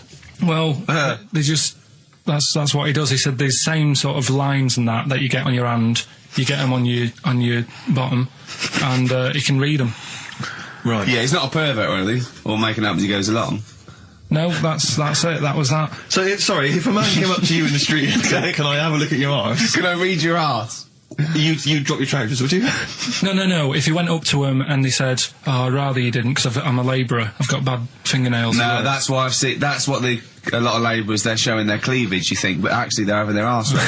Absolutely. That's that's what it is. And then So is that the end of the story? Yeah. But then because... That's it. Educating Ricky is there's a bloke who reads arses. No, you're a mentalist. What are you talking about? Educating Ricky, will we carry on? Yeah. Right, you've got left. What I was saying was... Yes. We could have a little trivia quiz, right? This is how it works. Their phone in, yeah? Right? And they'll pitch a question to us two, right? We won't know it. They'll tell Carl, and Carl write down the answer, yeah? Or on his email, right? And then it might be something like, who was the first woman MP? And write down the answer, and they go, okay, Steve Ricky was the first MP. We'll write it down. You know, and you'll write down something like the Queen. Yeah. And I'll write down Britney Spears. Yeah. And they go, well, Ricky says Britney Spears. And the answer is, did you see? Yes. And then whoever's... So they phone in, or can they email as well? They can email as well, Steve. Right. Okay, so let me just try and clarify this, because I didn't really follow that, and I know what the competition is. Right. People listening, phone in or email in with a question, a trivia question. It could be about anything. I don't do game shows. But one which we may be able to get, right? They phone in with that, or they email it in. But only Karl knows the answer. He asks us here in the studio the question. Ricky and I write it down independently. We hand it to Karl. We see who's got the right answer. It's like 15-1, but 2-1. And the great thing is that the best question that we'll vote on at the very end of the show can win these 3 CDs. We've got Feeder, Echo Park, The Essential Bob Dylan. That's a 2 CD set, Rick. Maybe keep the questions highbrow to show our intellect, not things like pop and trivia. And good idea. And we've also got this big compilation, Reloaded 3. That's also a 2 CD compilation. We'll start phoning and emailing now. Emailing go with berserk. your trivia Absolutely questions go berserk. For Gervais. I'm best at science. Well, don't start giving hints. That's not fair, because I'll say I'm because best at films if they want me to. Yeah, but win. I've already said don't do trivia and entertainment and that. Well, they should do. They should do trivia and entertainment. Music and films is what they should do. No, they shouldn't. Or that's old stupid. TV. That's the cliche of XFM listeners, and I know they're more intelligent than that. They're not, Rick. They're stupid people. They're stupid people, and they only know about a few things. Garbage, Cherry Lips on XFM 104.9. Well, either they really want those CDs, or they want to embarrass us. Because the phone lines are going mad. And they are going mad. We didn't even give out the phone number or the email, Rick. Shall I just give it out now? Well, obviously don't need to. Well, I ought to anyway, for those that didn't hear it but didn't know it already. Of it. 08700 800 1234. Sorry, that's not 08700 08700, because I started again because I sort of fluffed slightly. Yeah, go on. 08700 800 1234. And when he says he fluffed, that's not how he got into television. Exactly. Ricky.gervais@xfm.co.uk if you want to email the question, and only Karl can see the screen, so there's no cheating. Probably people don't know what fluffing is, do they? No, I don't think so, Rick. Karl, have you had a question? What, already? Are we doing it now? Should we do it now? I think we should just drip them in throughout the course of the show. Yeah, you could want dripping them in. Go on. Ask us a question. I thought this was a good one. It's from Clive. Go on in. Clive? We've got a listener called Clive. Wow. That's all right. Who was the first James Bond? Oh, it's this film one. No, but wait a minute. I know this ambiguity because we've talked about it. We've talked about this ambiguity before. You see, he might be deliberately embarrassing us because the old myth is that someone played it on radio that we all know and love. Yeah. Now, he should have specified, did he mean the film James Bond, the first film James Bond? Can I just say, we won't count this one, because the definitive one, I've talked to Glyn about it as well, it's Dr. No was the first one of the team that we Sean Connery. So Sean Connery's the first screen James Bond. So we agree on that, even if we're both wrong. What did he say it is? I bet he said it was Bob Holness who played him on radio in, like, the 1950s. He didn't say the radio bit, but he said Bob Holness. From Blockbusters. Yeah. And I was drawing a little Blockbuster thing. That's really spooky. That's weird, isn't it? But the thing about that is I'm worried if it might be a myth. It may be a myth. I don't think it is. It's that we can't. 1 point to me then. No. Yes. No. Well, you did you know it? Did you know it? We talked about it. No rubbish. Yeah, but if we talked about it, did I say it to you? No, we agreed that it was Sean Connery because it just like we didn't count Casino Royale because you said it wasn't by the same team. And but that wouldn't have been the first James Bond anyway because that came later in the series. No, Rick. No. Don't play the music. There's no way. That's clearly a point. You didn't know it was Bob Holness. He meant it was Bob Holness. I knew the answer, wasn't it? Well, fun-loving criminals, Scooby Snacks. Anyway, it doesn't matter because we both agreed once in a pub that the right answer is Sean Connery. Yeah, but wait a minute, Rick, the point's not that. The man phoned in with a question and the answer the man was after was Bob Holness. Oh, okay. And that's the answer I'll tell you what, the answer I was after was me. But that's nonsense, Rick. He's the question master, the man who phoned in. That's ludicrous. You to face the facts. You can't say what number am I thinking of? It's got to be the real answer. No, but I knew the answer he was after. So brilliant. Yes, because that's, even if he's got it wrong, it's such common parlance now that Bob Holness was the first James Bond that I knew the answer. Face the facts. Right, give us another question, Karl. Jeez. Give us another question. God, he's a bad loser, isn't he? I had a good one here, but... You've forgotten it? Or I sort of scribbled it down. This is brilliant, isn't it? Hang on a minute. We can edit this out, can't we? It's not live, is this? It's only a piler. This is going to look great when it comes out. Go on. Which food... Yeah. Karl, you now making up the question. No, it's just that I sort of took down the important bits. But this is amazing. This is amazing radio. Go on. Which food kind of doesn't make you fat?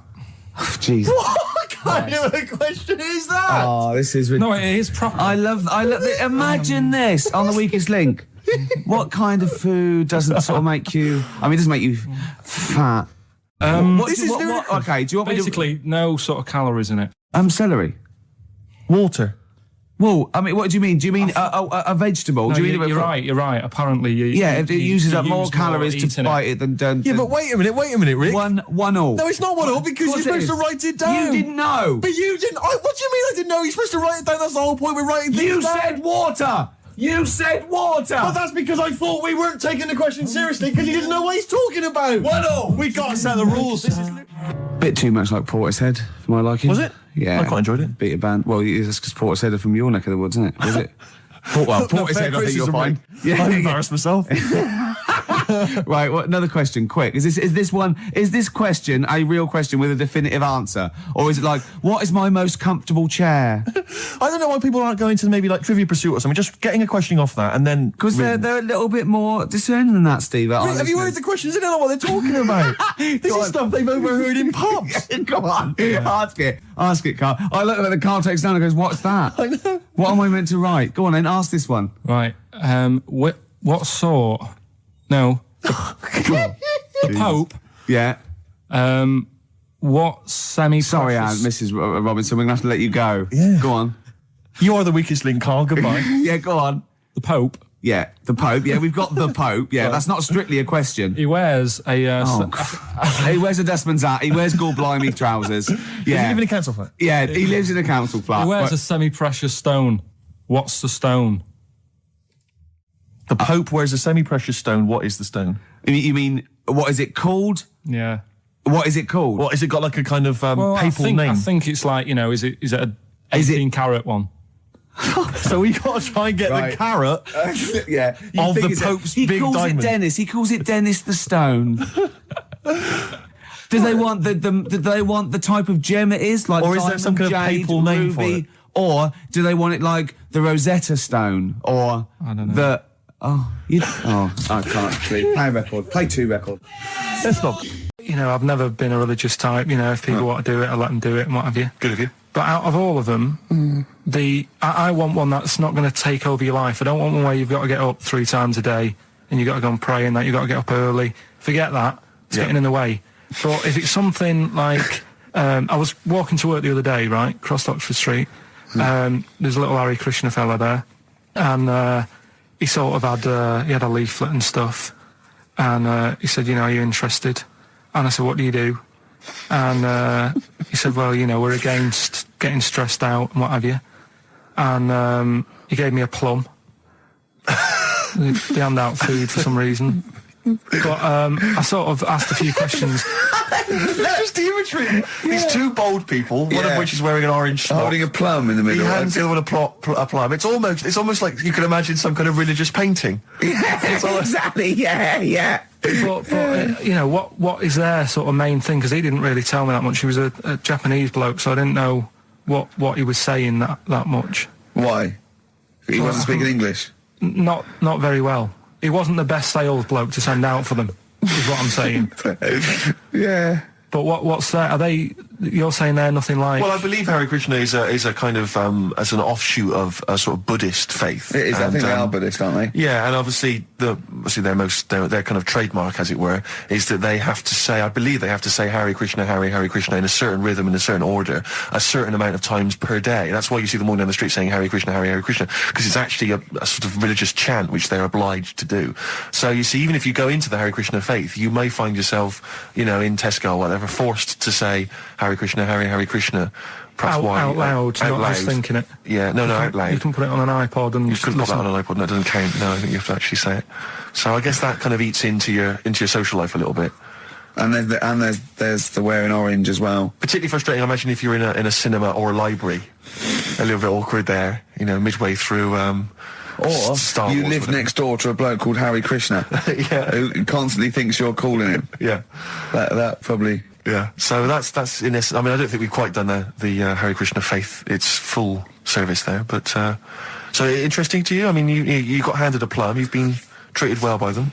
Yeah, well, but he couldn't tell. I just wanted to know how much time it would take up. What are the benefits? What can you do? What can I think the benefits are they probably don't get stressed out. They've probably got that sort of that zen, that chi-ness about them, where they try and interact and quite meditative. Yeah. Yeah. I've got some nice trainers as well, don't they, with their orange. What are you looking for then in a faith, Carl? You say what are the benefits? I mean, obviously Catholicism, you get the communion wine and bread, so... Yeah, but I can afford that. Right. Probably, just I like the Crusaders. I was forced into joining that as a kid, because a mate sort of joined it, and he sort of said, "Are you joining?" I sort of swore at him. I said, "I'm not doing that." Right? Yeah. He said, "Right, if you don't come with me, I'll tell your mum that you just swore." So I was like, "Oh." So I went. So I went along, and I used to just go on the Friday when they played, Sabutio and stuff. And then I went on one Sunday, and it was totally different. There was no Sabutio. There was no sort of table tennis. The thing where you hold a thing and knock things over. Skittles. There was all that on a Friday. Went on the Sunday. It was rubbish. He said, "Right, sit down in this room." They gave me a Bible. Thought, this looks too heavy, this is too big, I'm not interested in this book. And I never went again. I used to hide on a Sunday when they came round. And that's been the only sort of... why did it suddenly turn out to have to hide on a Sunday when they're coming round? Because they wouldn't leave. Who was it? Were they adults? It was well, he seemed like an adult to me at the time, but he was probably about 27. Well, that is an adult. Yeah, but do you know what I mean? He seemed a lot older when I was a kid. Yeah. And he came knocking and that, and he used to say to me, "Mum, I'll just tell him I'm ill or something." And he used to hang around to see if I'd eventually come out to play and that. And if I did, I think they would have grabbed me and took me there. I love the idea that for you, religion has to bring with it some kind of gift. It's like, join our faith and you get an alarm clock radio. It's like something like I think religion does bring a gift. Usually, it's the gift of the Lord. Well, the gift of everlasting life, isn't it? And that's the problem with it, A lot of people believe in it because they think... But for Carl, right. his feeling is like, that should be a given. That's safe. I'm definitely going home with eternal life. But what else can I have? Is there an iPod? You have to have a religion? Because obviously I don't have a religion. I don't miss it, and I wouldn't want one. I'm an atheist, and that's out of belief. That's out of logic. And we don't get into the politics or the morality of it. Why do you feel you need a religion? Why don't you just get a hobby? Well, I didn't want one. I don't want one. I just was saying that, if I was to get one, which one would I go for? Is what I'm saying. I'd like to see you perhaps as a Jew. I think Judaism would suit you well, I think. What are the hours like for that? Tough. Can be tricky. That's what I mean. I don't want anything that's, And they have a day where they don't eat and stuff. I couldn't be doing that. So they may have days when they eat too much. Yeah, but what happens if I'm not that hungry that day? Like I say, I don't like change. No. I like my Cheerios in the morning.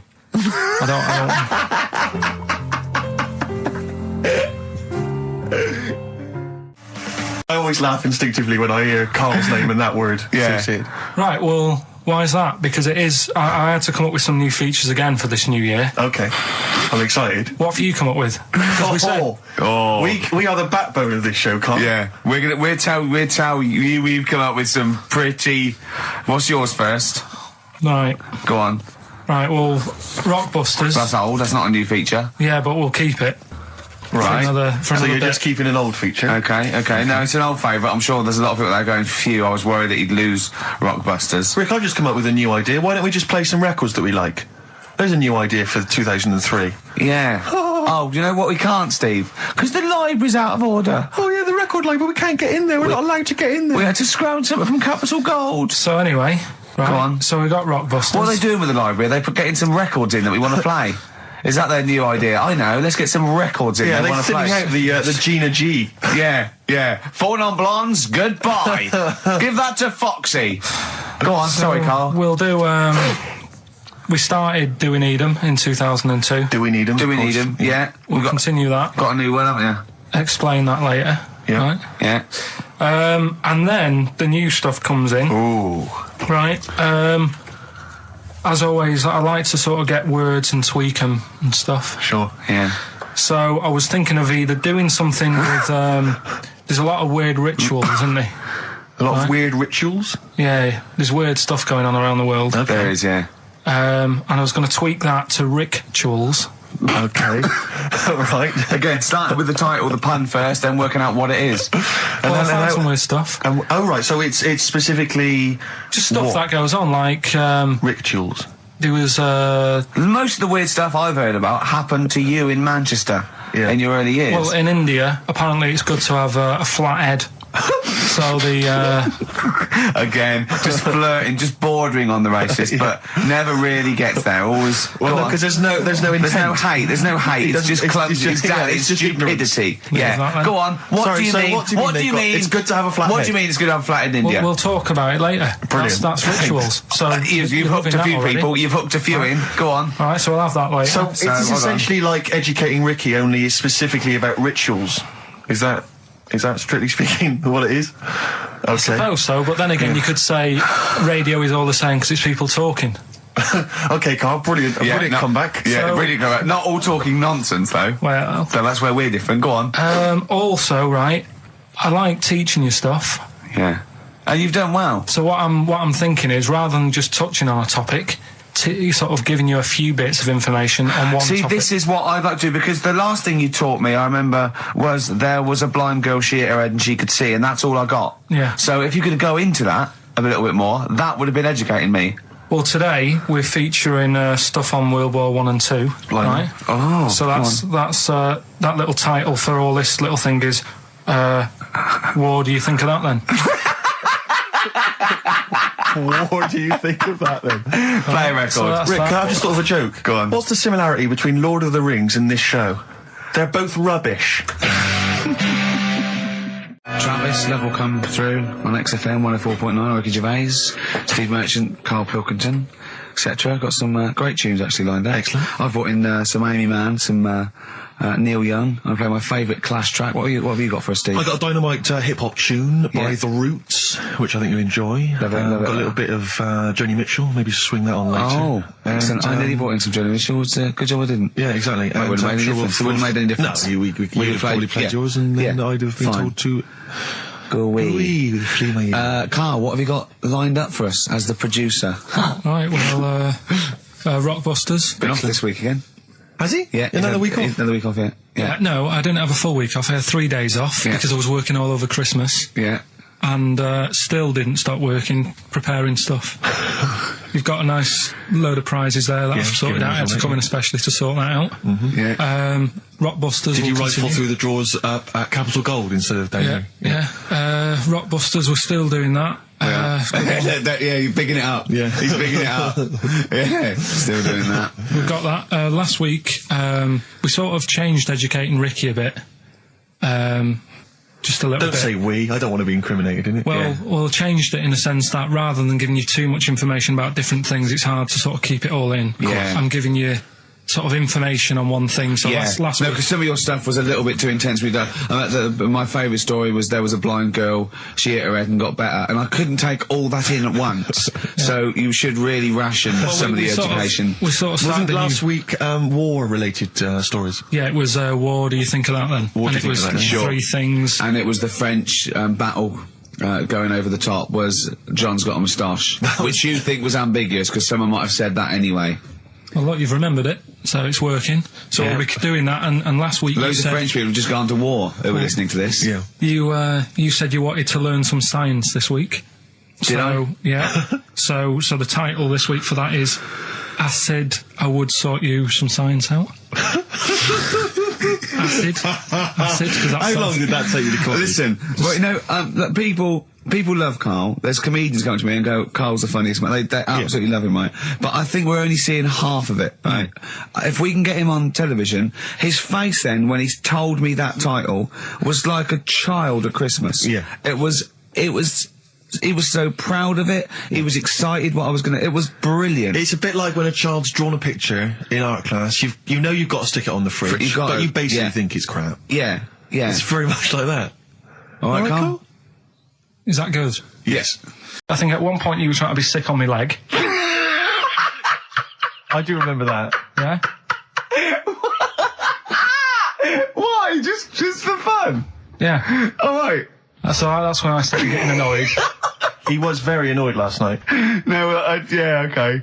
Yeah, I can see where that could be annoying, but you just got to think, hey, look, so what? It's, you know. Well, I think you rub each other up the wrong way. Yeah. That's the problem.